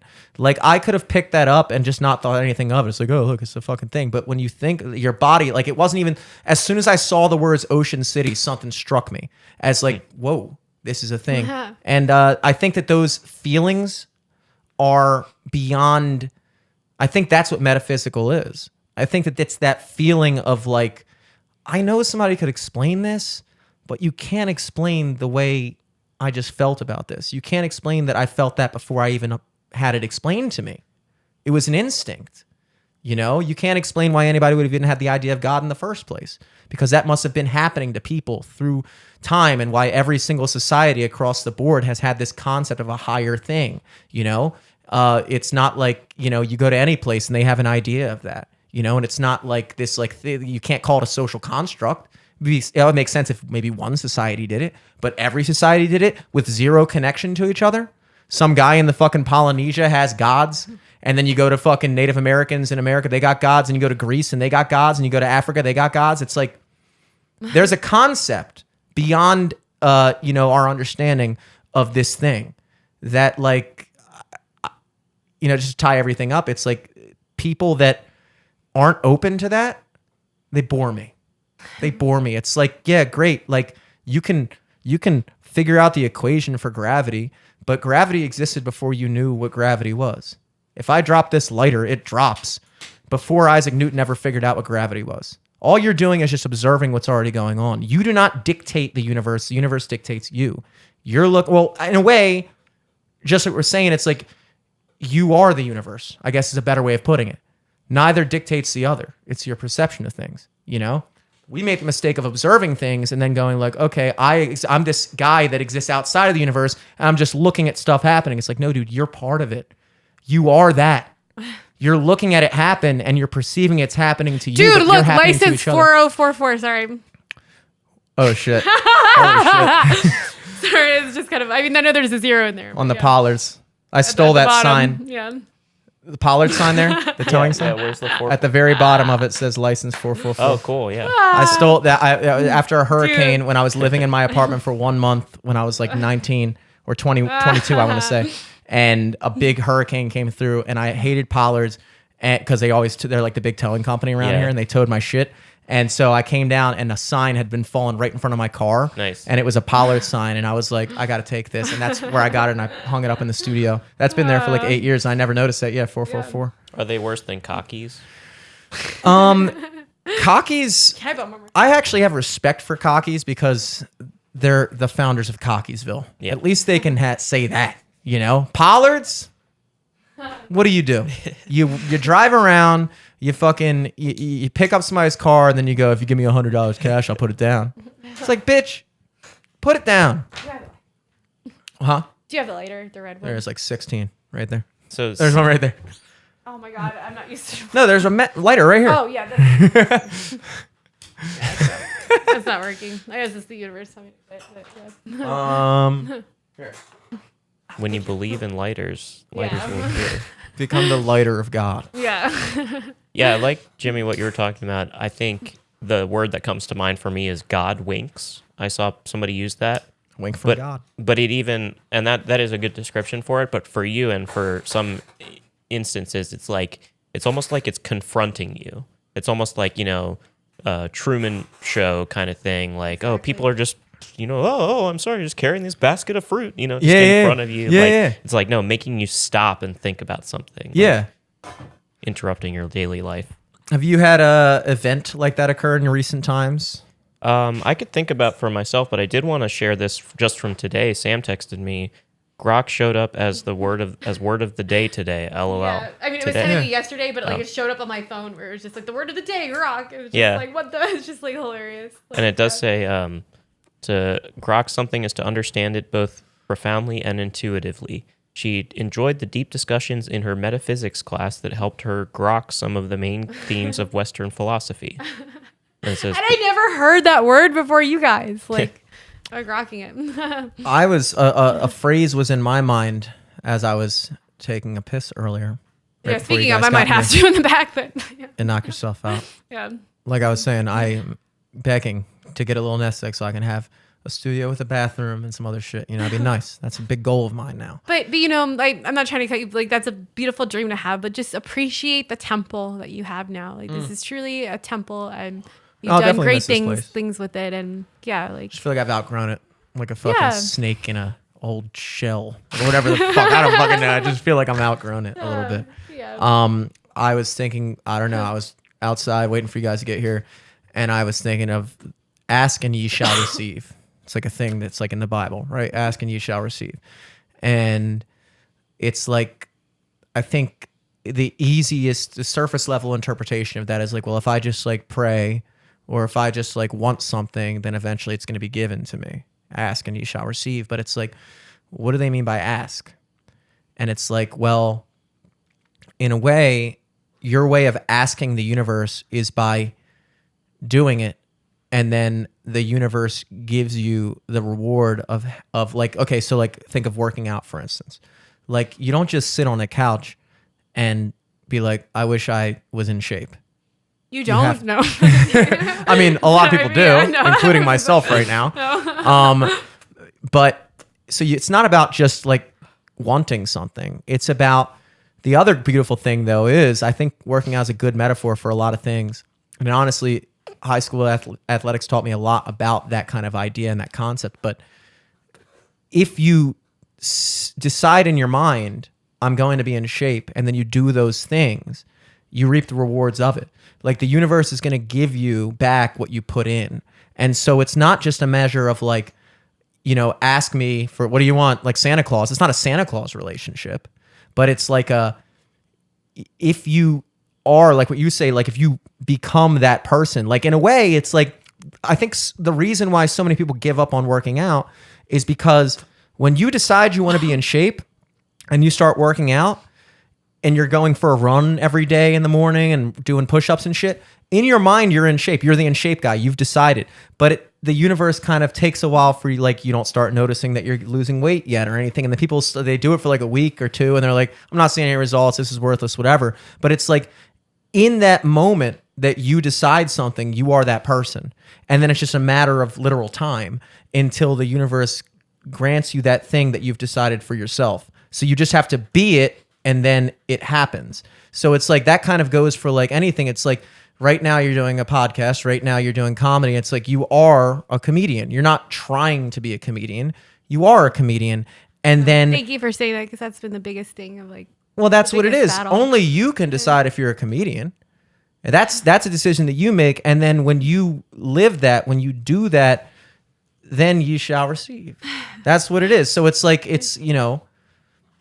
I don't know. I was just thinking that before. No, it's beautiful. I mean, like, yeah, it's always felt like such an egoistic thing, and I've tried to run from it so fucking much, and I really was ready to quit this past summer. Mm-hmm. And like, I'm not trying to get emotional about it, but it's like, it's not even that I'm choosing to be a comedian, but it's just like that God has literally chosen it for me. Mm-hmm. And just so much synchronicities from the universe. And when I do go out, I mean, again, like, I've been having really good sets, and it's just, I just have to just that's the generational curse that I have to break, is not necessarily caring what my family thinks. And basically, and not to get too deep, it's just like the conversation that my higher power God had with me is like, Samantha, like, why would we have put you or through all of this stuff if you didn't have a story to tell, or if you couldn't help bring light to other people? Mm-hmm. Why would you have gone through all this?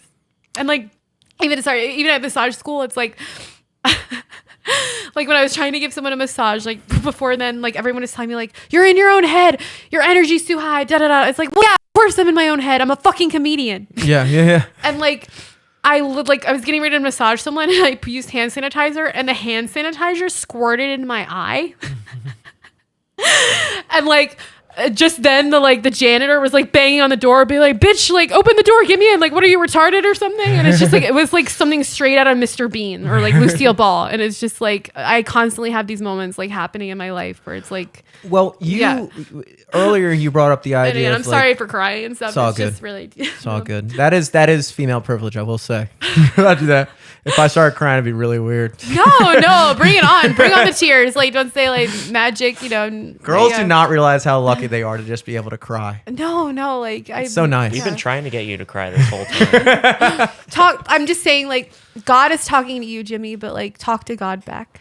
That's all. I'm not trying to be like, you know. Well, and I know you probably do like in your own way, but yeah, it's again, it's like that's the whole thing. And you can cry in front of like God. Asking, but asking is not asking. Asking is doing. And that's I think the disconnect I think a lot of people have. Asking is doing. You want to do something, you want to have a podcast, do it. Yeah, do it. Yeah. And then you have one. Wow. Holy shit. It's almost as if you're in control of your own fucking life. Yeah, that's Never scary thought part. about it that way. Yeah, obviously. Yeah, like, And it's like- and like, sorry, I want to hear like George, this, but like, I used to be like super into astrology, and I still am. I think they're useful archetypes. But the thing that's been difficult for my like witch bitch brain to break, and then being a ceremonial magician and getting it is like magic teaches you to basically like break the chains, the binding you to the stars, to teaches you how to have like control over that.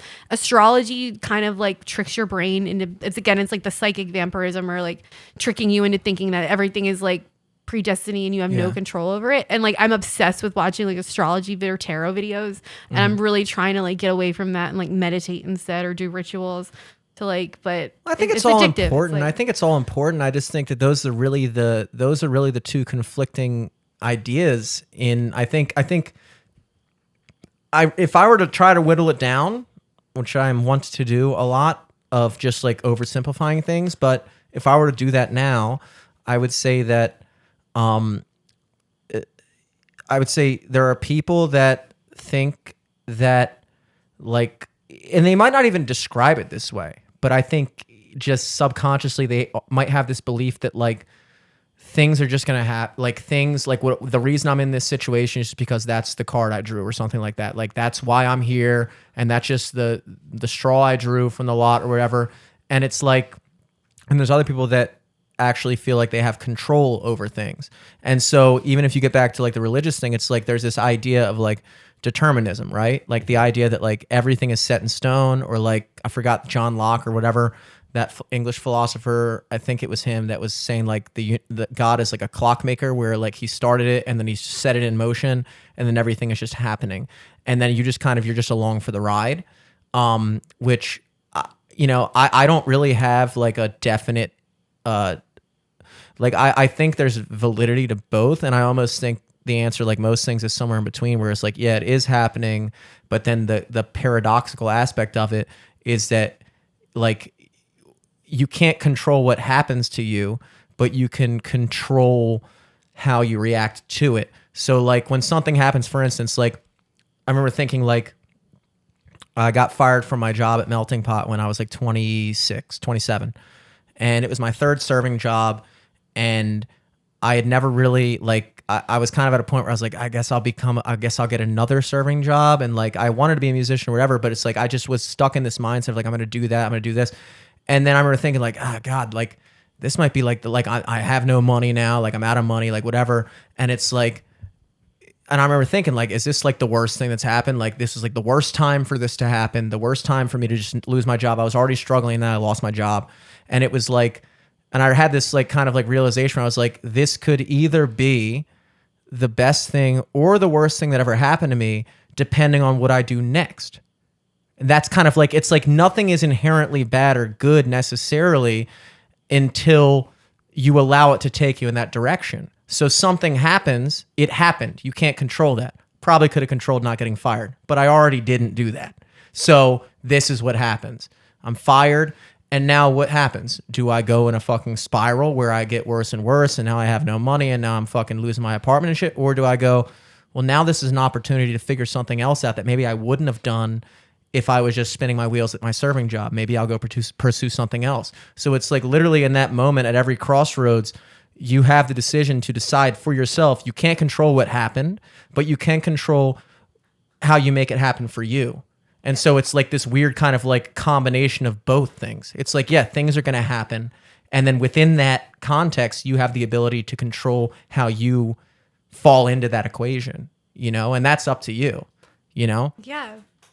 No, absolutely. Like, yeah, like you both are like examples to me of like people who have like artistic qualities, like artistic, like genius in a sense of just like invoking something higher, whether you know it or not, to like bring light or whatever, but you've managed to make like a living out of it. Like Jordan's working for like a book press company, and you sell your art, and like, you're like a musician, like in a band, and you also do like your own thing. Like, and like, to me, like, that's like a great example of like basically honoring your true will. And like, you guys might be critical of yourselves, but to me, from the outside looking in, that's all I want to figure out how to do with comedy, but it's difficult. And like, Jordan's a comedian too, but like, you're a great artist, like, also, but thanks. Like a Renaissance type of dude. Like, well, yeah. I mean, look, it's like we've talked about in the past. It's like at a certain point, you just have to, to reiterate, you just got to do it. And that's the only difference between somebody who did it and didn't do it.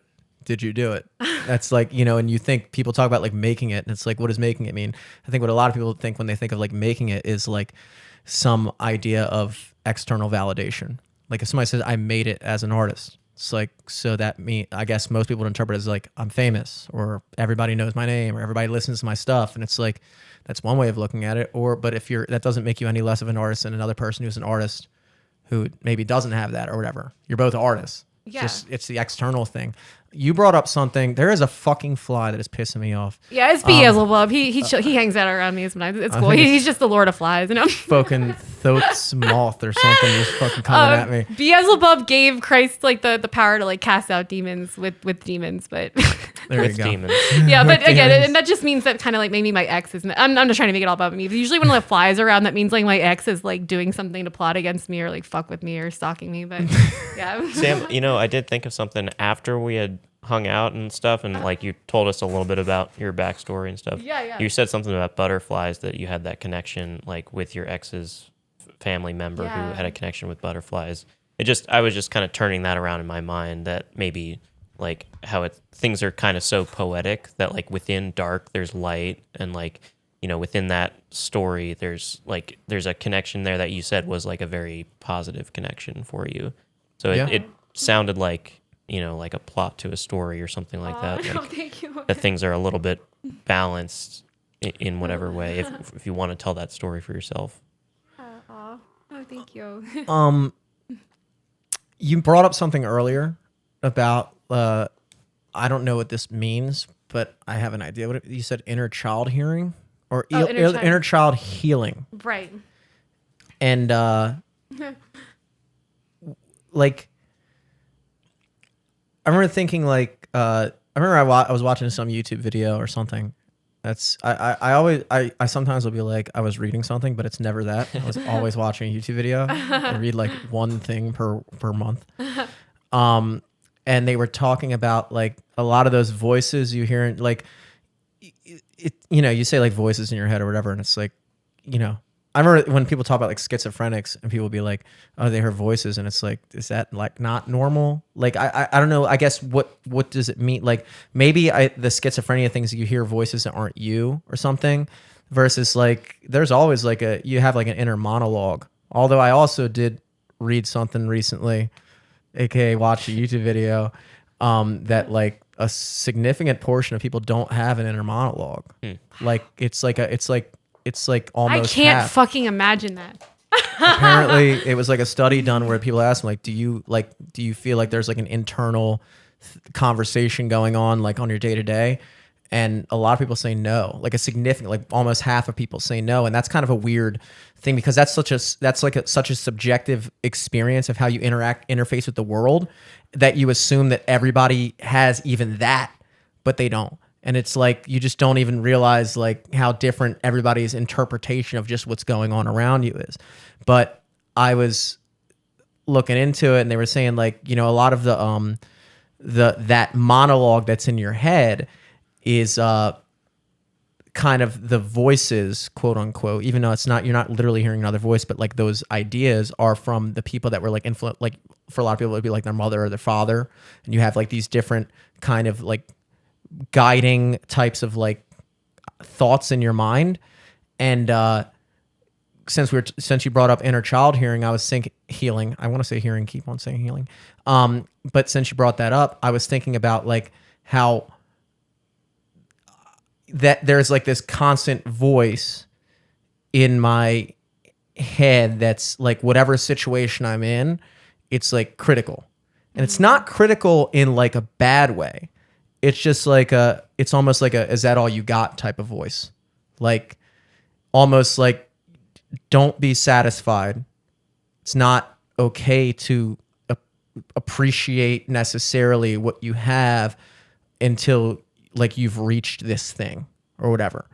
And then thinking about like that voice in a lot of ways, I feel like was like my father's voice, where it's like internalized type of thought process that, again, I don't think it's a bad thought process. And I think it actually comes from a place of like love and belief in something. You know, I remember talking to my dad a couple years ago. I talk to my dad all the time, but this particular conversation happened a couple years ago where he was like on me about like stuff I need to do. You got to do this with the podcast. You got to do this with the music. Like you should be streaming this. You should be doing that. And it's all like correct shit. And I was like getting frustrated because I was like, Dad, you know, like I'm every year I'm making more money than I was the past year. Like I'm kind of like, I feel like I'm making progress here. And he was like, can you honestly look me in the eye and tell me that you're satisfied with where you are? Because the moment you do, then I'll be happy. And I couldn't look him in the eye and say that. And so, but that's the same inner voice that goes on in my mind all the time. It's like, but then it's almost in a bad way. It's like, then you're never actually appreciating anything you have, because it's like, you're not satisfied until you're where this idea of where you should be. And therefore all the moments along the way go unrecognized as like beautiful moments as well, or like to be happy. And then like you say, chop wood and water or whatever, and then become enlightened. And then it's like, I very well know for a fact that if I were ever fortunate enough to reach whatever my goals are, that I would look back at these days and be like, I really like that was beautiful. Like that was honestly the best thing, when we were just in a fucking garage where you had to piss outside and like just drinking like old liquor and just talking about random shit, and didn't even care that no one was listening. Didn't even care. It wasn't even about that. It was about because us we're talking. still putting something out in the universe that's helping raise the vibration because of the positive energy that we're putting into it. Yeah. Do you know how many people are having and again, it's not to say people are worse, but it's just the lower vibrational stuff that's going on all around us right now, where people are being consumers and not being conscious creators. So, yeah. That's true too. That is true too. But I since you brought that up, it just made me think like, you know, I guess you kind of touched upon like your upbringing and things. And like, I was just interested to hear like what kind of thought loops do you feel like you're stuck in from like just like learned behavior as a kid? Well, yeah, I mean, I want to hear like about all of ours, but the generational curse that I'm basically having to break is that no one in my family believed in themselves enough to basically accomplish their dream. So they had dreams, but they didn't pursue them, I guess. Exactly. And I won't call anybody out, but... And then it's another part of me, just what you talked about schizophrenia. I'm going to be very real right now. And people might think I'm just saying this for attention. I'm diagnosed schizoaffective. What does schizoaffective mean? Is that basically where you have paranoid thoughts, or just like, don't, white people, when you go to the psych ward, it's cool to tell black people that you hear Jesus talking to you. Don't ever tell any like white nurse or doctor that like you hear like God talking to you, because they'll die. But being diagnosed with schizoaffective disorder just basically means that like, I don't know. It's kind of like a death sentence a little bit. Like a lot of people don't make it beyond their 60s or their 50s. And it basically means that I'm never going to provide my children with like a stable life. And that part of me is always going to have my one foot in another plane of existence. Mm-hmm. But anyway, not to... It's just do you personally think that that's a real mental diagnosis, or do you think any of that is like critical from a certain point of view, that maybe it's like I don't want to sound arrogant or anything like that, and please, again, I know I'm fucking crazy and like it's easy to make fun of me, and I get it. It's just the hard part of me like coming back out of all the stuff that I've been through recently, and like trying to come out in the comedy scene especially. But I'll just say this, and this isn't my own quote, but someone just said, this one healer from an indigenous culture, I read a quote where he visited a psych ward, and he said, it's such a shame that in today's culture, in the Western society, all of our shamans and all of our healers are the ones who are in the psych ward. So again, I'm not trying to make myself sound, but just to go back to what like Jimmy was saying, is just like the generational curse that I have to break is just basically that my family hates me going for what I want to do, and for putting not myself first, but basically God's will for me first, even beyond myself, even beyond my children, even beyond them. I'm putting God first and the divine first, and what the divine has chosen for me. And the divine has chosen for me to tell dick jokes for whatever reason. Yeah, I guess I really fucking try to do other stuff. You know, like, have you ever heard like the definition of sin? I don't know in what context, but it means missing the mark. What fan? Yeah. So it means like being on the wrong path, and I guess there's nobody really. It's not like an external that's going to define that for you. But I think you know it when you feel it, when you're going against the grain versus with the flow. You feel like you're doing the wrong thing. And just even pursuing just an unlikely role for a woman, and even in today's society, and just having friends and just being part of like a counterculture or whatever. Like my family, people in my family are resentful of that, and I could feel the negative energy radiating off of them into me with the judgment anytime that I left the house to go. Like if I told them I do the podcast, I was staying with a relative, and this SpongeBob episode came on where like the big like trout guy with the glasses, he was like listening to Patrick SpongeBob, like listening to his podcast that he did with his friend, and be like, I could do something like that. That's not fucking funny at all. Like I was like, that was basically like my higher self telling me through SpongeBob that like that's what my family thinks. Is that a new episode? I've never seen. Yeah. The Patrick has like his own show, and Patrick podcast. is my spirit animal. But it's just a long thing to just say like when I tried to sing years ago, like my dad heard me singing and he screamed at me up above because my dad was a musician and that was his thing. He said, "Stop trying to sound like fucking Mick Jagger." Yeah. Because I was auditioning for something and I quit. I didn't even go to the audition. He didn't like you singing, or he just didn't want you to sing like Mick Jagger? He didn't want me to sing, period, because that was his thing and he failed at it in his eyes. He failed at it. But yeah. Well, that's an interesting. Sorry, that was just a long thing. I would say that's an interesting. What generational cycle are you trying to break, Jordan? Well, I guess like along the same lines is like even within my own path, say like I went to school for graphic design and I had a certain idea like, oh, you got to know web design, you got to know video. You basically have to make yourself appeal as much as possible to these companies, do as many things as possible. But it took me a while to kind of like, I got set on a path that just, I got little hints of like, this is what you really like to do, even though it's slightly different than graphic design. It's like, I kind of don't want to just work a full-time graphic design job personally, because I know that it would be fun, but you're spending so much creative energy to serving something outside of yourself, which can result in cool things. But I personally like the feeling of like, I just want certain things. I want enough free time like to live my life. So I'm figuring out what I like to do, what kind of work I most like to do, and what feels like BS to me. So I'm slowly whittling out the things that I don't prefer, and I have a certain idea for what my life could be. And it's not based on like I have to be a big CEO or have a certain successful company. It's literally just like the certain things I can list on my fingers is like friends and enough time to enjoy life and just enough money and a house and whatever. Did you feel any type of pressure maybe from your parents to kind of hone in on one specific thing and have like a more lucrative career with that as opposed to pursuing what you're talking about? Yeah, I mean, I think they're always just kind of concerned for me just because I have money concerns myself, and I've slowly been figuring it out just because I didn't go for a full-time design job. Like I got a part-time job working in coffee and then doing work on the side, and then I've slowly got like slightly better jobs. So I think they're concerned for me, and yeah, they throw out lots of ideas. I don't think they're really attached to me during doing a certain thing, but they're just kind of concerned for my financial well-being. Whereas maybe I have more of a well-rounded view of like why I'm doing things.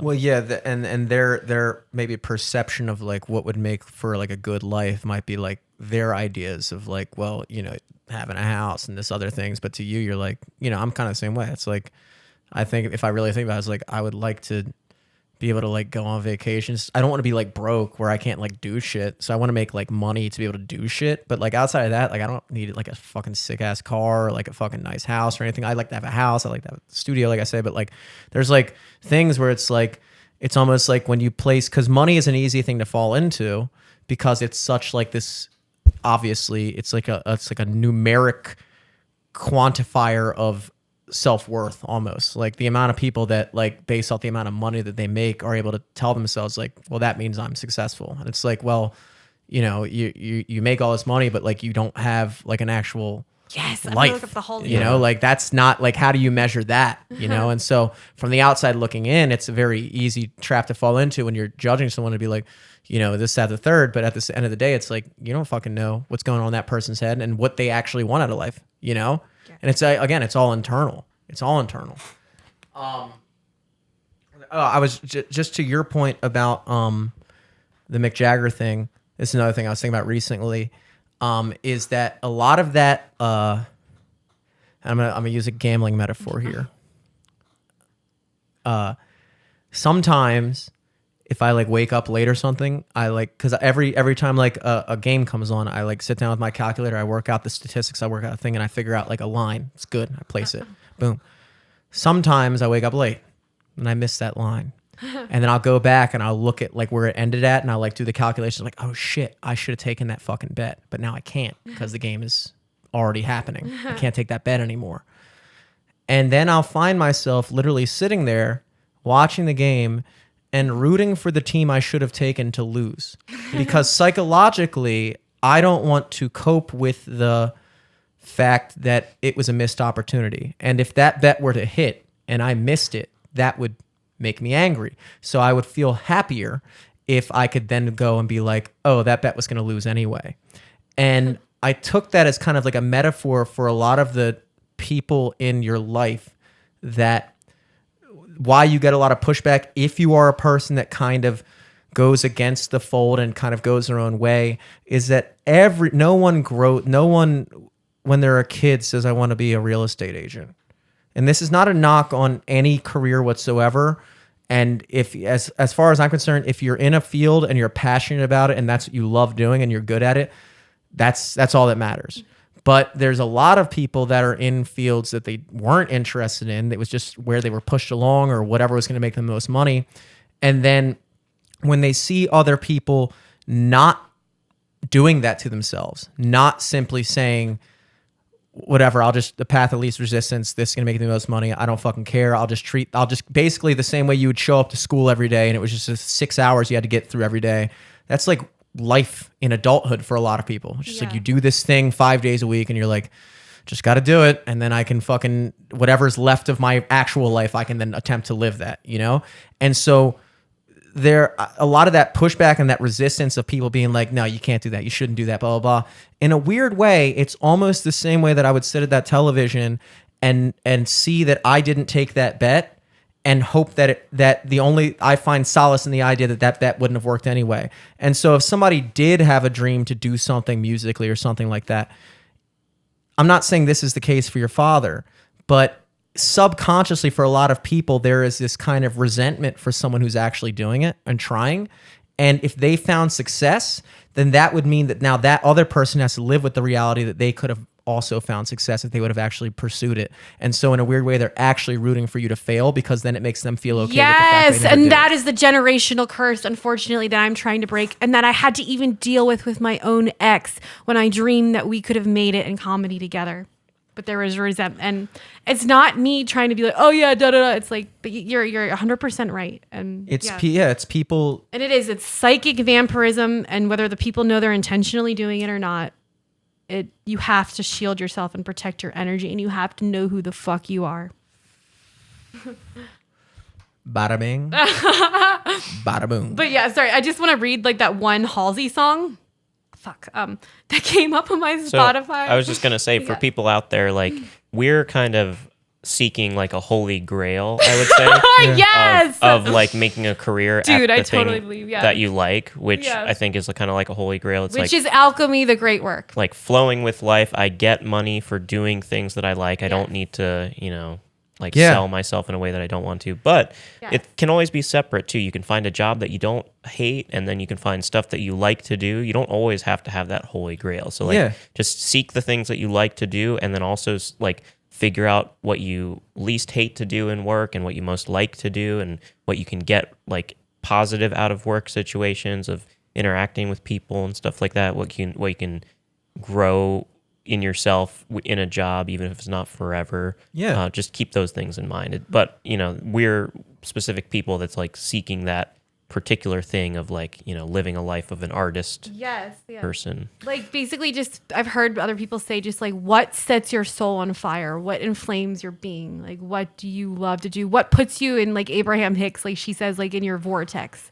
where you just feel in total alignment with the universe. Like in that Pixar movie Soul, it's like when he was playing like jazz music or something, he was in his vortex. Like when I'm writing or when I'm doing comedy, it's just when I feel like an active creator in this life. I've known I wanted to be a writer since I was in the 3rd grade. I wanted to be J.K. Rowling, and that's what I wanted to be. And maybe it's in a different way now, but Like, that's the only thing I've ever been halfway decent at.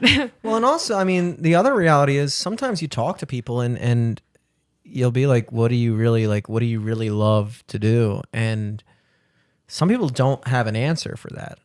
And that's another reality in the same way we talk about, like, some people don't have an internal monologue. Some people don't, in the same way that we're talking about other people judging us for like the things we want out of life and maybe it doesn't live up to their standards. It's like, I don't in turn want to then turn the mirror on them and like judge them for not taking that path either, because it's like some people, like, they really do just like chilling and being able to do whatever what they want to do. And if that means that they can just work a job where they can kind of be halfway checked in, halfway checked out, and like make decent money and then be able to do whatever they want to do outside of that. Yeah. Where like for people like us, it's like, I would rather spend 100% of the hours of my week doing something I'm passionate about, even if that means it's making me less money. But it's like, I look at it as like, okay, so if you're making twice as much as me, but half of your life is time spent that you literally don't give a fuck about, you don't like it. You don't like half your life, but that allows you to then have the other half of your life be better. Versus like for me, I look at it as like, I'd rather make half as much money as you and enjoy 100% of my life. And in a way, I would say we're equally rich at that point. Yes. You enjoy half your life with twice as much money, and I enjoy 100% of my life with half as much money. Yes. Mathematically sound argument. Like before, my mom told me, like, when I was really questioning it this past summer, she was just like, I know you didn't make it in comedy, but you could always do something else. And to her, I just wanted to be like, fuck you. Like, I have made it in comedy. My children wouldn't be born if it weren't in comedy. Also, how can you say that you didn't make it? I can go, and this isn't me bragging, but it's just like, I can go in a lot of open mics now, in spite of me not being an active person in the scene in the DMV area, and people will be excited and be like, oh my God, Sam, like, hey, that to me is fucking beautiful. Coming from a fucking like female incel, just like bullied so badly, I dropped out of school in 9th grade, just like totally like autistically just outcast. Like, that is absolutely beautiful. And it's like, and if I can't, I don't know. It's I don't even like the fact that she would say like you didn't make it, as if like the time is up or like your life is over or something. It's like, what do you mean I didn't make it? Like, maybe you could say I haven't made it. Yeah. Even if she would have said that, you could still say what you said, which is like, no, I have made it. But even in that, she's still allowing for the possibility for you to make it. But it's almost weird to be like, you didn't make it. Right. I couldn't imagine. Like, there's an age limit. Once you don't make it at a certain point, then like it's over. she's closing the door on it. It's like, well, you're however old you are, and it just didn't happen. So it just, the rest of your however long you're gonna live, 60 years or schizoaffective, I guess 30 years. I don't fucking know. Yeah, but I'll give myself maybe another 20. I hope. I just want to see my kids grow up to be more successful and happy than me, and I want to have a special where I leave something behind, my great work, and I want to leave behind the special that I would have liked to have seen when I was like 13 watching Comedy Central. That's my goal. But create the content that like, if you're making music, make the music that you would want to listen to. Yeah. If you're doing anything, like, make and I'm the so sorry, like, I listen to. I have to read this because, again, this is just again something that people might not believe me on, but there's the thing where I put in the Halsey playlist when I tried to make the pact with Lucifer, and my phone said, like, just popped up right before it broke. It was like, play Halsey. So I went to Spotify, put the Halsey playlist on. This song called The Bells in Santa Fe. Come on. Okay. I do think Spotify might be Lucifer. So. Oh yeah, totally. I'm with you there. Okay, so there were more. There's a lot of lyrics, but this is basically just like, Jesus needed a 3-day weekend to sort out all his bullshit, figure out the treason. I've been searching for a fortified defense, 4 to 5 reasons. But Jesus, you got better lips than Judas. I could keep your bed warm, otherwise I'm useless. I don't really mean it, because who the fuck would choose this? And then, maybe I could hold you in the dark. You won't even notice me depart. Secondhand thread in a secondhand bed with a secondhand head. Leaving through the door without a word, you won't even notice, little bird. Better off dead, so I reckon I'm headed to hell instead. It said, so don't wait for me, it's not a happy ending. Don't wait for me, it's not a happy ending. So it's basically telling me, like, don't sell your soul to Satan like Halsey did. Yeah. Well, you already didn't do that. Yeah. I admit I tried. Is that why your phone broke or something? Like, then it suddenly randomly butt dialed my ex. And he tried to call the cops on me because I'm not supposed to call him. And then the phone broke. And then, wow. And then I got a tablet from my mom, and it was called a Scepter 8. And like one of the gods I was working with is very known for like wielding a scepter. Anyway, this is just the shit that nobody's gonna believe. That just sounds like my schizoness that I hope I can put into a book one day. One of the gods I was working with at the time. And I know that's why Damien Eccles says like, don't talk about your magic when you're just some loser living in your mom's basement and stuff. And that's me right now. So it's just like I just hope that like I'm gonna listen to him. He's amazing. Like yeah, there's an episode of that Netflix show, The Midnight Gospel. Yes. Oh no, wait. Oh, sorry, I shouldn't recommend that to you. It's Duncan Trussell's Oh show. no! yeah. Oh no! Yeah, man, it's crazy, man. It's like just this ball of dust in a big cosmic universe. I'll listen to it. I guess I like Duncan Trussell. I just give. Yeah. I guess we can end it like sort of like this note, but I want to hear your guys' feedback. But just one other important like message that like I want to relay from like Damien Eccles, just that he really taught me is that like what I want to do with this podcast and what I want to do with my comedy in general. I know like we're based off of a politically named thing, and I'm not right or left. Like I fucking hate them both, but like everything in the Bible is a metaphor. And when Christ walked on the water represents the masses. What's going on right now in humanity, just like the average day-to-day person that the media is promoting. So when Jesus walked on water, he showed that through his divine connection to divinity, through his higher self, that he could walk over the water and be in this world again, not of it. I know that sounds so cliche, but so that's what he was trying to teach his disciples how to do. How to like... I've never thought of that. Yeah. But you are correct, and I think a much safer angle when you're talking about religion with people is, which I think is the real angle, which is that the Bible, if you try to defend it from a literal standpoint, you're going to lose that battle pretty quickly. Yeah. But when you talk about it from a metaphorical standpoint, understand it's the most magical book ever written. it was their way of communicating ideas in a way that people could understand. You know, in a time when most people couldn't read or write, in a time when it was basically a compilation of all the knowledge that was known, all the philosophy. But that was your known up to fucking that people, time. Constantine, like edited it and shit and took all the cool parts about fallen angels fucking bitches and creating giants. That was King James. King Oh James yeah. did that. Oh, sorry. I thought it was Constantine. The Greeks, first of all, I'll say two things. King Jimmy did in that. in defense of the Greeks, Constantine was one of the major progenitors of Christianity. He's actually the guy who kind of allowed Christians to practice their religion, whereas before the religion that was within Rome, because you had Greek Rome and Italian Rome. Well, at the time it was just like Western Rome, Eastern Rome. Eastern Rome was the Byzantine Empire, and they were Greek speaking. They spoke ancient Greek.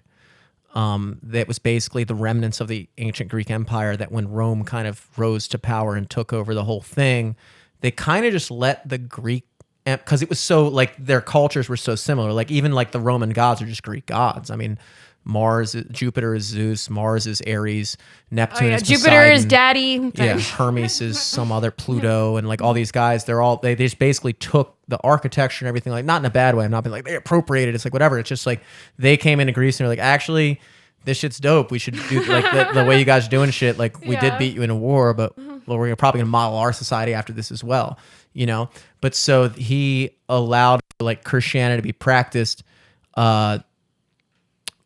He was basically the guy who said like, all right, we're not going to fucking persecute them for not believing in like Jupiter and Neptune and all these guys. Like, cause that was the religion. Like in ancient Rome, they prayed to like the fucking god of the sea and the god of this. And you had the Christians that were basically, I was going to say Reformed Jews, not that being Jewish is bad, but like they were Christians. Jesus was a Jew, as you know. And then the original Christians were Jews that converted to following Jesus. And so like, the Jews had their place, and then the Jews didn't fuck with the Christians, and the Roman Empire didn't fuck with the Christians. And so, like, Constantine was like, all right, you guys can fucking do this shit. But the only reason I say is the book of Revelations about the apocalypse and the angels and shit coming down with the wings. I can't and the fucking wait, fire. dude. It's going to be metal. That was written by a Greek guy during that time. I forgot his name. I think it was John. John. Classic name back then. John. But he wrote that shit while he was in the Greek islands. He was a Greek guy himself, and he wrote about the ends of times, which is the last book of the last book of the Bible. And so that shit was in there. Then when the Catholic Church took over and the British Empire came, King James kind of like edited. He took out so much shit, and in fact, a major part, the portion of the Bible, and the Book of Magdalene. Well, because she was the first person that Jesus came back to. All the fucking disciples fled and red like a bunch of fucking cucks and pussies, and he showed up in front of Mary Magdalene in his rainbow light body. And they took out all of Jesus's life before. Like, I was joking about that on our podcast. Like, you hear about when Jesus was born, and then you hear about when he was 33, and you're like, exactly, like you miss. And I feel like it was done as a disservice to the Christian religion because we're made to think that Jesus was this like perfect thing. When in reality, I think that truly he obviously, you know, just like any person, because I do believe he was a real person. I don't believe he actually walked on water. I don't believe he actually turned somebody not blind. But I do believe there was a guy named Jesus. Yeah, his real name is Yeshua Josh. Yeah. I look at him like he's a dude named like Josh. People like whatever this guy was doing was so profound that people were like, yo, we're literally gonna count down the years since you died for the rest of time. It's like somebody just made that up. Like clearly there must have been a guy. Yeah. You know, he's like Drake times 40. You know, like the guy is prolific. Hopefully you know? he wasn't hitting on the Stranger Things girl. Yeah, he had his own. He had Mary Magdalene. And he had a Holy Ghost writer, not Ghost Rider. But like this guy was probably flawed too.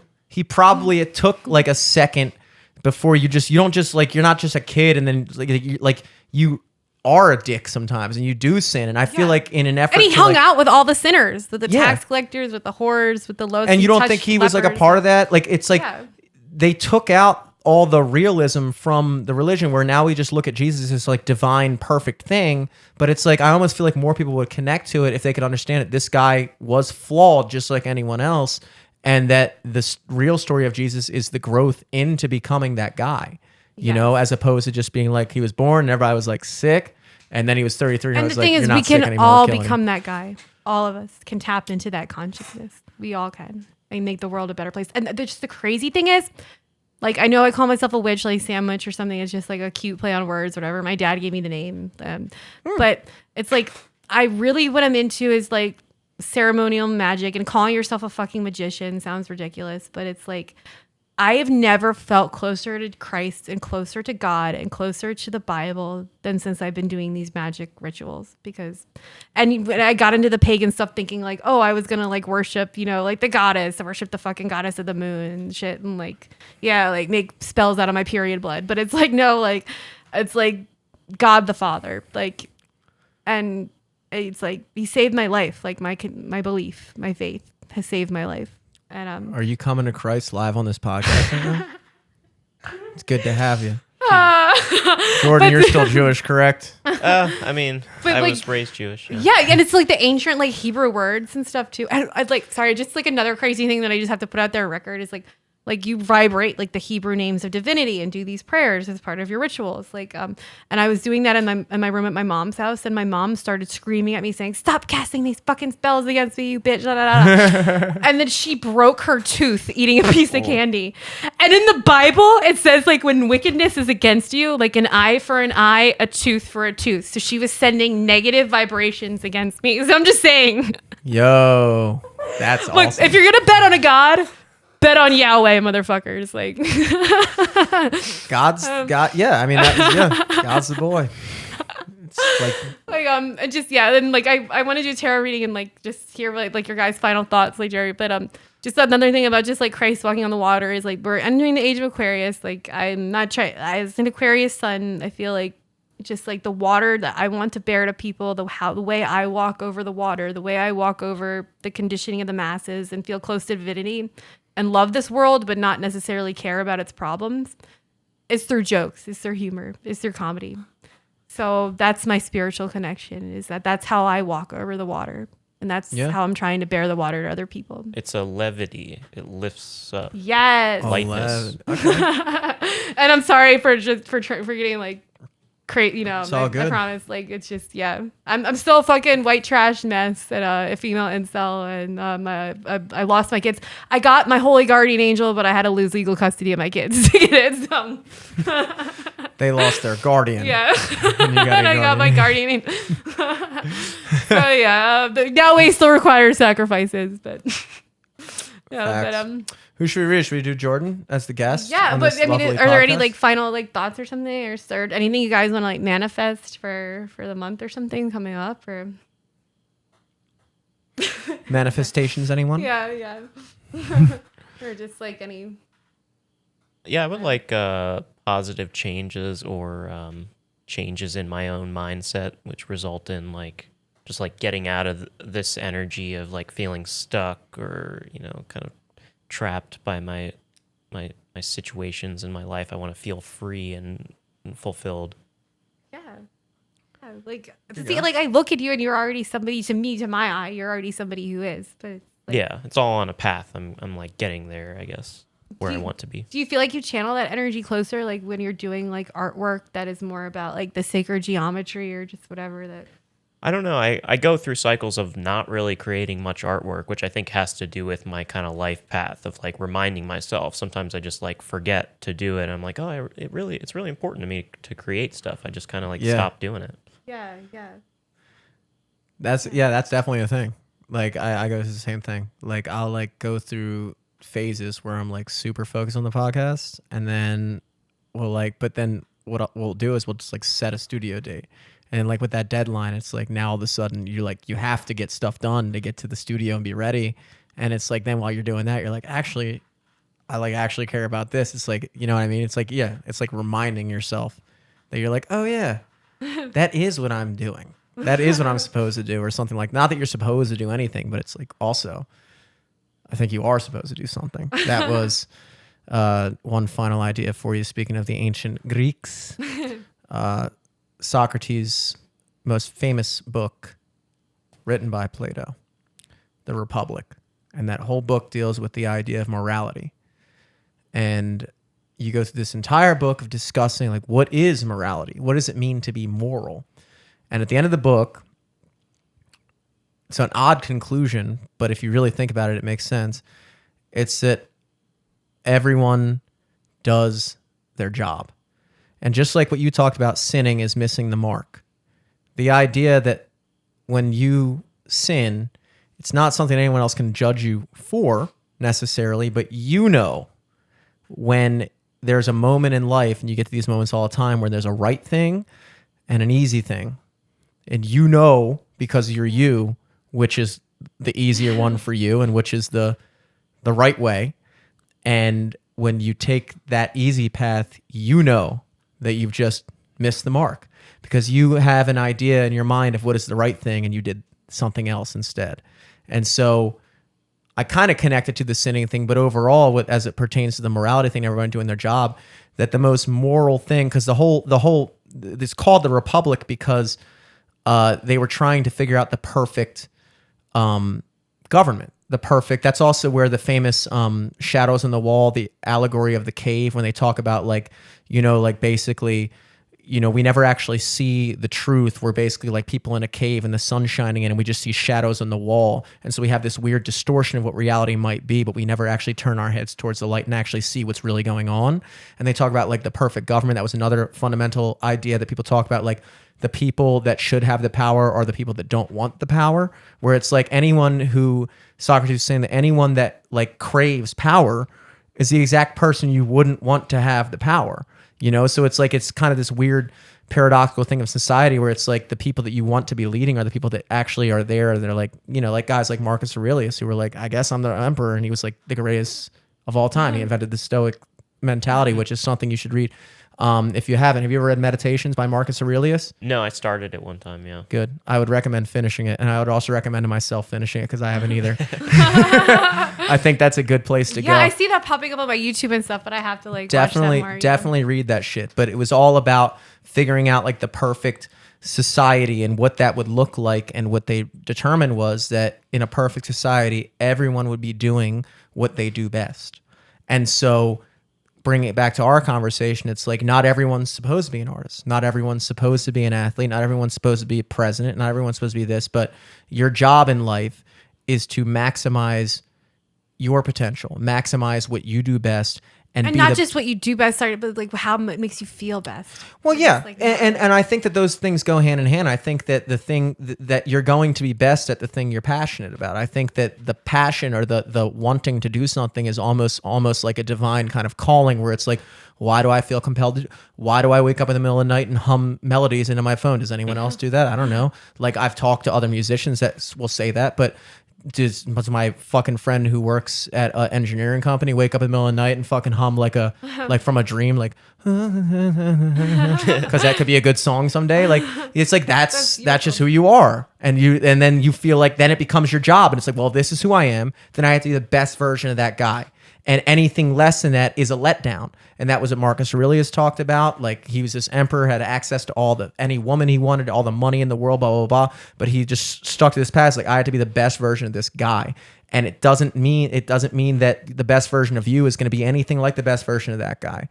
But it's just about figuring out what it is that you're doing, what you're supposed to do, and then doing it to the best of your abilities. And anything less than the best of your abilities is the sin because you missed the mark. Yes, that's basically been the past 3 months of my life.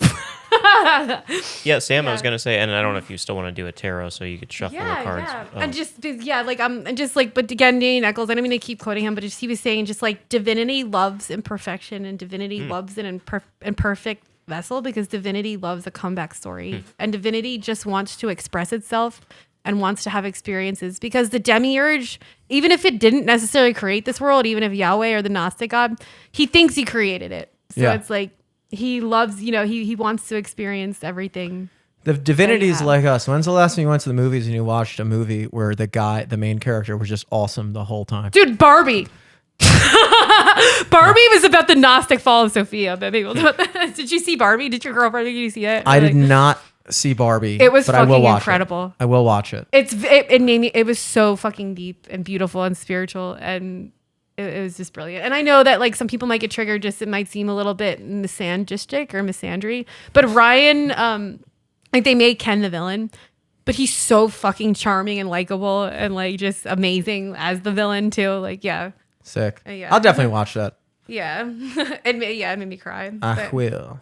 Yeah, sorry. I was gonna say like along the lines of like being your best self, your true self. The way I feel about doing a podcast and or any of the artwork that I create is like somewhat you want to think about your audience, but I also like just creating for myself of what I most want to create, and then having a faith that it'll reach whoever's meant to it. Yes, reach. You don't need to have mass appeal, basically. Yeah. Like 10 years down the line, some person's gonna be like, "Oh, you made that," and like that's amazing. Totally. And, yeah. Like so, just not worrying too much about right now because like it will disseminate. If it exists for a while, it'll disseminate out into the world. Yeah, because anytime you're making art to appeal to what you think people would want from your art, then you're not actually maximizing your potential. Your potential, the best version of your art is the art that flows from you. And anytime you try to, to put it in music terms, like maybe we should do this instead because like right now, like this type of thing is big, or like this instrument is like, no, people don't really do that in choruses anymore or anything like that, where it's like, yeah, but maybe that's the point. Maybe like, you're supposed to like hear what's in your head, which is almost like, a lot of times when you create art, it's almost like you're creating something that's already been created. A lot of times when you read philosophy, it's like you're reading stuff you already kind of know, but you just never heard it spoken, Whereas with music, it's like the song exists and then it's your job to make that song real. It's like you're like this channel, this thing, this like intermediary between the song. And that's how ancient people used to look at genius and at creative people, as basically just like God or something, divinity beyond you is giving you this song. So it helps take your ego out of it, where it's like, if you have like a number one hit or something that it takes your ego out of it. That's why people make fun of like people winning awards all the time. And they're like, I want to thank God. Yeah. But like some of those people might be fucking right. Was it this podcast a while back when when we realized that the plural for genius is genie? Was it then? Yeah, it's connected to that. Genies are just plural for genius, which if you think about it, someone who's able to make something into something, who's tapped into that, who can then take that, it makes sense. And again, like just like what your father made you do and stuff, like it's like bullshit. But I mean, I've seen you perform live and you have an absolute genuine talent, and you're someone who's like classically trained, which you don't see that often. And it's like, if the fucking apocalypse hits and like people will still need like bards, people will still need entertainment, people will still need somebody to like pluck the lute strings. People and will stuff. still need And it's Matchbox 20. Yeah. They will need me to play. No, 3 don't. a.m. Yeah, I mean, yeah, I know it's something, but it's like Somebody has to do that. Ding-a-ling. Yeah, I guess I was thinking like the songs and stuff like that, maybe, or thought forms. It's kind of like they exist as entities of themselves, and they're like channeling through you. They want to exist in this world, and you birth them. Yeah.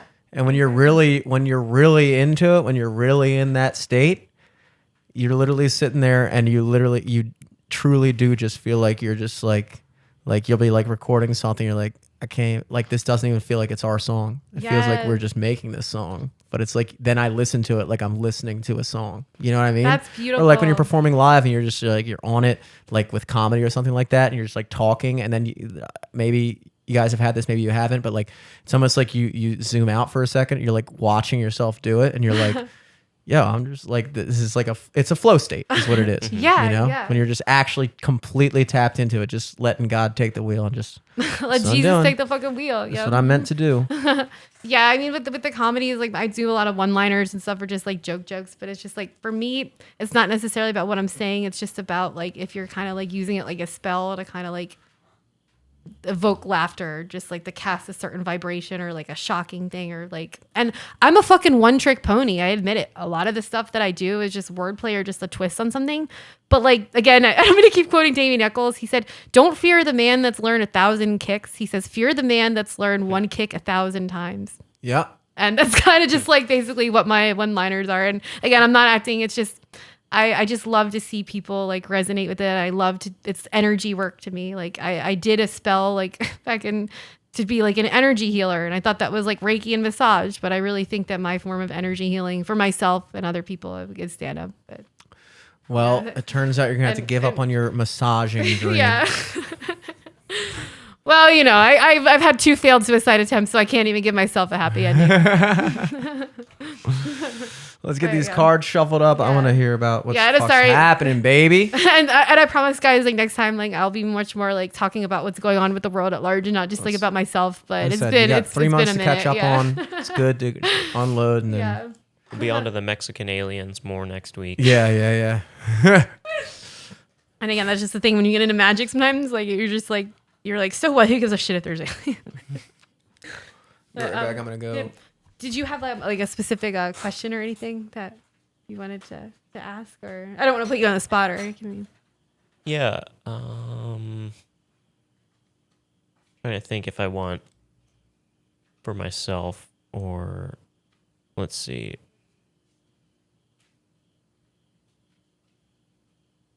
Will my life be drastically different, say 6 months from now, than it is now?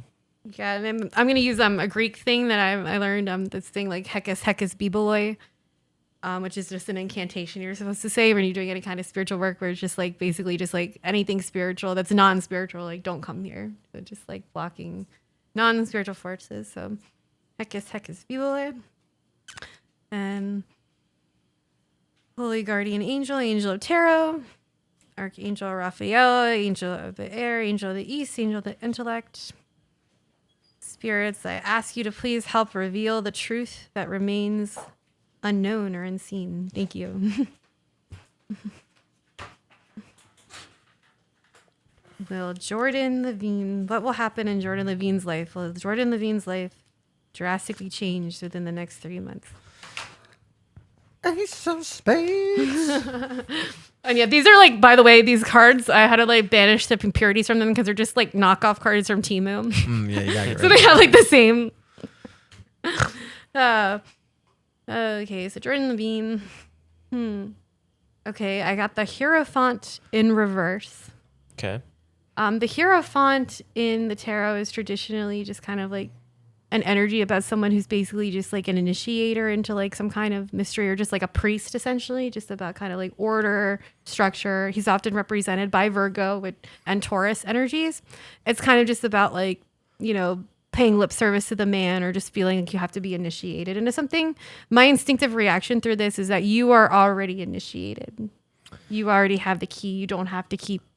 That's just my thing. It's like you are already The hero there. font. Not to be confused with the Times New Roman font, which is which much less inspiring. And on Temu, like it's the same thing. Like Is hero font like what they use for memes and stuff? the hero font. What do you mean? It's like the really bold one. They use for Impact. That's impact. Yeah.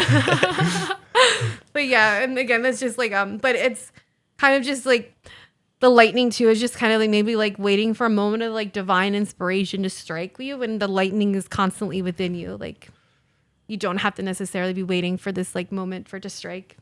Let me see this. I Yeah. like that. And are you sure it was reversed? Because it looked right side up to me when you were holding it in your hand. Oh yeah, maybe. I don't know. Maybe. Turns out you got the hero font in right side up. Yeah. And again, I'm not trying to do like Sam's like, you got an upside down bird? I don't know what that means. That is, you're fucked. Oh no. It's actually like a positive thing to just being like you're your own priest. You know. Nice. What is a hero font? Like basically, the hierophant was kind of like the evil people that like killed Jesus, or like the high priests back in like the old times. Yeah. I'm Googling it. I know he always sounds like a villainistic kind of thing. Okay, so next 3 months. What will change in Jordan Levine's life for the next 3 months? Thank you. Oh yeah, a person, especially a priest in ancient Greece, who interprets sacred mysteries or esoteric principles. And I mean, again, maybe if I did read it wrong, maybe that's showing that that's what you are. Like they're the grok this podcast and just through your work. Pretty much maybe, fucking. That was dead on as far as I know. What the fuck else you want? What is changing in Jordan Levine's life for the next 3 months? Thank you, Raphael. Thank you, Spirit Guides.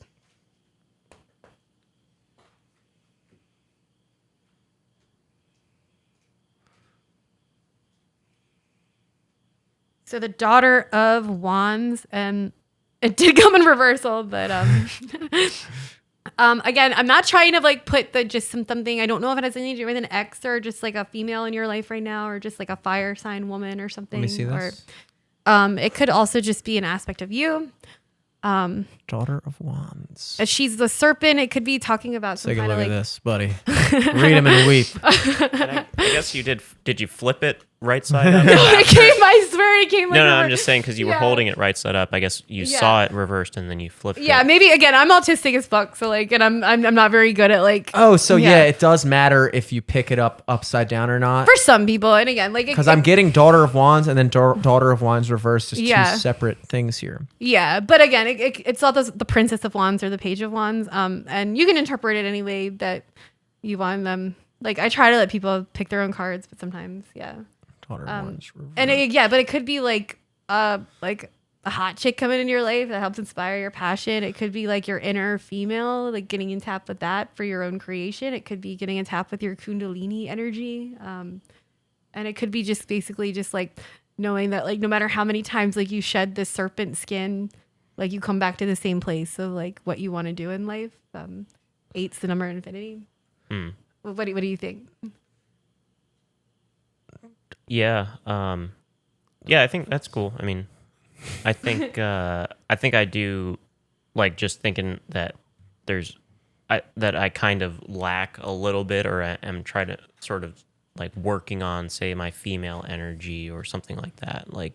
Like your energy to get females or your female energy? Yeah, both. I mean, being around females, but, I don't want to be a man that just appreciates female energy by, appreciating a woman as an external thing. I think there's a certain aspect of like you accept and kind of internalize more female energy as a man. But yeah, that's the Jungian thing, is like every woman has an inner animus, and every male has an inner anima, his inner woman, and that's just basically like your muse, or just like what you go into. Just like a lot of these songs that men write that sound about like romance, especially from like the 70s, like these long epic love ballads, it's like the romance within themselves, like what's missing within themselves. And that's kind of what makes it so beautiful. Like it's alchemical. And I've been doing a lot of work, and I know it's cringy to call yourself non-binary. I'm fine with being called she, her, but I truly have always been an androgynous person, and I'm more and more comfortable now with being masculine. And I really think that was the emptiness in my life this past year, is just like seeking a masculine force outside myself and realizing like, wait a minute, like you got that big dick energy right within you. Like you could be the alpha like in your own fucking life. Like, and yeah, like you might need that within yourself. Just like some bad bitch. Who's the bad bitch in Jordan Levine? You're too like, macho, Jordan. That's the problem. You gotta I embrace know. that fucking Too high tea. coming here like fucking the guy from John Travolta. Looking at us. Hey, Jordan, relax, dude. Pop the collar. But yeah, like if you're trying to look at like if it's not dating or something, I mean it could be that too, like absolutely. But what I would recommend doing is like dating and getting in touch with your own Kundalini energy. Like look up some Kundalini meditations on YouTube. Like do take some shrooms, like smoke, like just make some art and like the serpent goddess is inside us all. You just made me so fucking hungry. Why? Because I was thinking like tortellini or something. I was like, ooh. Kundalini. Kundalini would be delicious right now. A little vodka sauce. Nothing like it. Do you have to do 3 or how? What's the rule? For yeah, toast? you're doing rule 3 and just maybe. You gotta do the rule 3. Yeah, and I won't look at it. I'll just assume. Who have you ever known that does things in 2s? Yeah. It's fucking weird. And then I just want to ask one question. I'm sorry, and then I'll wrap up. Then we're done. But You can use the last card for your question if you want. Yeah, there you go. okay. Just want to see what is the future just of this podcast? Like, how can I spread this podcast? How can I spread my comedy in a way that is like serving my true will? Like, how can I just not give up the faith and just remain for once in my fucking life consistent? And like, because yeah. Do you have to put these 2 in there? Or actually, if we're gonna do rules of 3s. Fuck it. Oh shit! These just flipped up. Oh my god! Sorry. Yes. Okay. These just flipped out. Judgment, which is a dove, and to me, the dove looks like it's rising from a flock of fucking crows and ravens. Okay. Yeah. Totally. This could represent Baltimore. I don't know. I'm not trying to be negative. Yo, true. Flock of ravens. But basically, the original idea I had for this podcast was to find the middle ground between the left and the right, to hear all different sides and perspectives, to incorporate comedy and spirituality into it. And again, just to laugh at all of us and realize we're all part of the same thing. And it's basically the elite that's like fucking us over. So to me, this is just like continue coming from a place of like peace and like wanting to unite people together. Get Jordan to look at that. That's a powerful image. Sorry. It's like, and just me face. I've gone through so much stuff with people judging me the past year and putting myself out there. But yeah. It's like bats, kind of. Yeah. Seems to me. Oh. Oh shit. Okay. I mean, I fucking love bats, but yeah. Maybe it's crows too. Yeah. Crows. We're going to say ravens. Yeah, and yeah, I love crows and stuff, but I was reading something earlier just about how basically like the crow and the raven are constantly trying to drag like an eagle down, and I'm like, what? Oh, it's trying to drag an eagle down. Yeah. And then this fell out with it too. Is just the Daughter of Cups, which is basically the traditional tarot just means like someone with like a message and like. Oh, nice. Yeah, and it's a swan and Can I see it? Yeah. And she's on a rainbow, and I know it's super fucking gay and faggoty, but That's what you were talking about earlier, the rainbow body. The yes, rainbow body. the rainbow Look body. Nice. And it's just basically, yeah, like I here's the thing is I'm not saying like in the next incarnation, like I'm not going to come back here, because Earth is actually kind of the place that entities want to be, but I want to be able to have the choice. But yeah, and just like one last thing is just like I've been really into the goddess Iris lately. She was the Greek goddess of the rainbow messenger, where she was like kidnapped by Zeus or something, and like like anytime that like Mercury or whatever can't like relay a message, like she'll fill in for him, and she can like transcend to the underworld, and she can go back to Earth, and because she's like a rainbow and she can deliver messages to like mortal kind and to the fucking gods about like their doom, and like people will like take it like, okay. Iris. Yeah. Like yeah. the, Iris. thing. Yes. Yeah. It's also a flower, I think. Yeah. Oh, yeah. Yeah. That's good. Aw. And yeah, and I'm sorry. Like, yeah. So again, I know. Like, see, when you are in tap with divinity, it can be like obnoxious for other people, but you can see like a message in anything. Like of course. Great. Yeah. But any last final thoughts? Any last remarks? I think we're good. I think we fucking nailed it. Yeah. For one podcast. Yeah, we conquered some stuff. And by the way, you guys are up on Apple Podcasts now. Oh my God, we're I sharing. gotta promote. We're Netflix passwording me and Alex's account for our podcast. So you're up there for free. It only took me 6 weeks. No. It's to okay. get Jordan those videos. Like we have like I want to get together one day and like I mean we can talk about this after, but I truly believe in it because I believe in Spotify this. too. Yeah.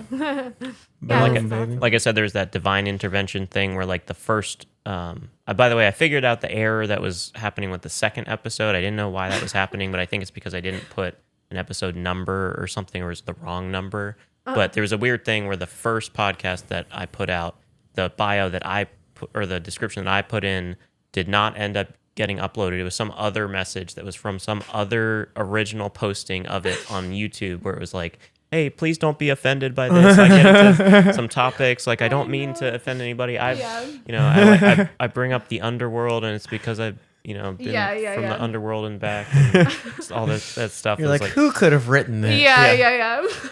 But it was almost like divine intervention. Like, I didn't put that text in there. It just showed very up. Bizarre. That's funny. Yeah. That's awesome. Yeah. We're up. We're cooking. Yeah. We're back in black. Back in action, baby. Hell yeah. And I'm excited, and I want to start maybe streaming some stuff if you guys are down with that, or just like seeing how it might go live. I mean, for the Reddit bros that need gotta go to hear live. some of these. Yeah. But we'll talk about it later. Yeah, guys, this has been InfoWarlocks. Remember, as above, so below doesn't mean going ass to mouth. This has been Jordan Levine of the Grok This podcast. Yes, this is Jimmy Zaleski of LTS. And this is Thoth, bitches. Mercury. And I'm Sam Kelly. And catch you next time. Bye.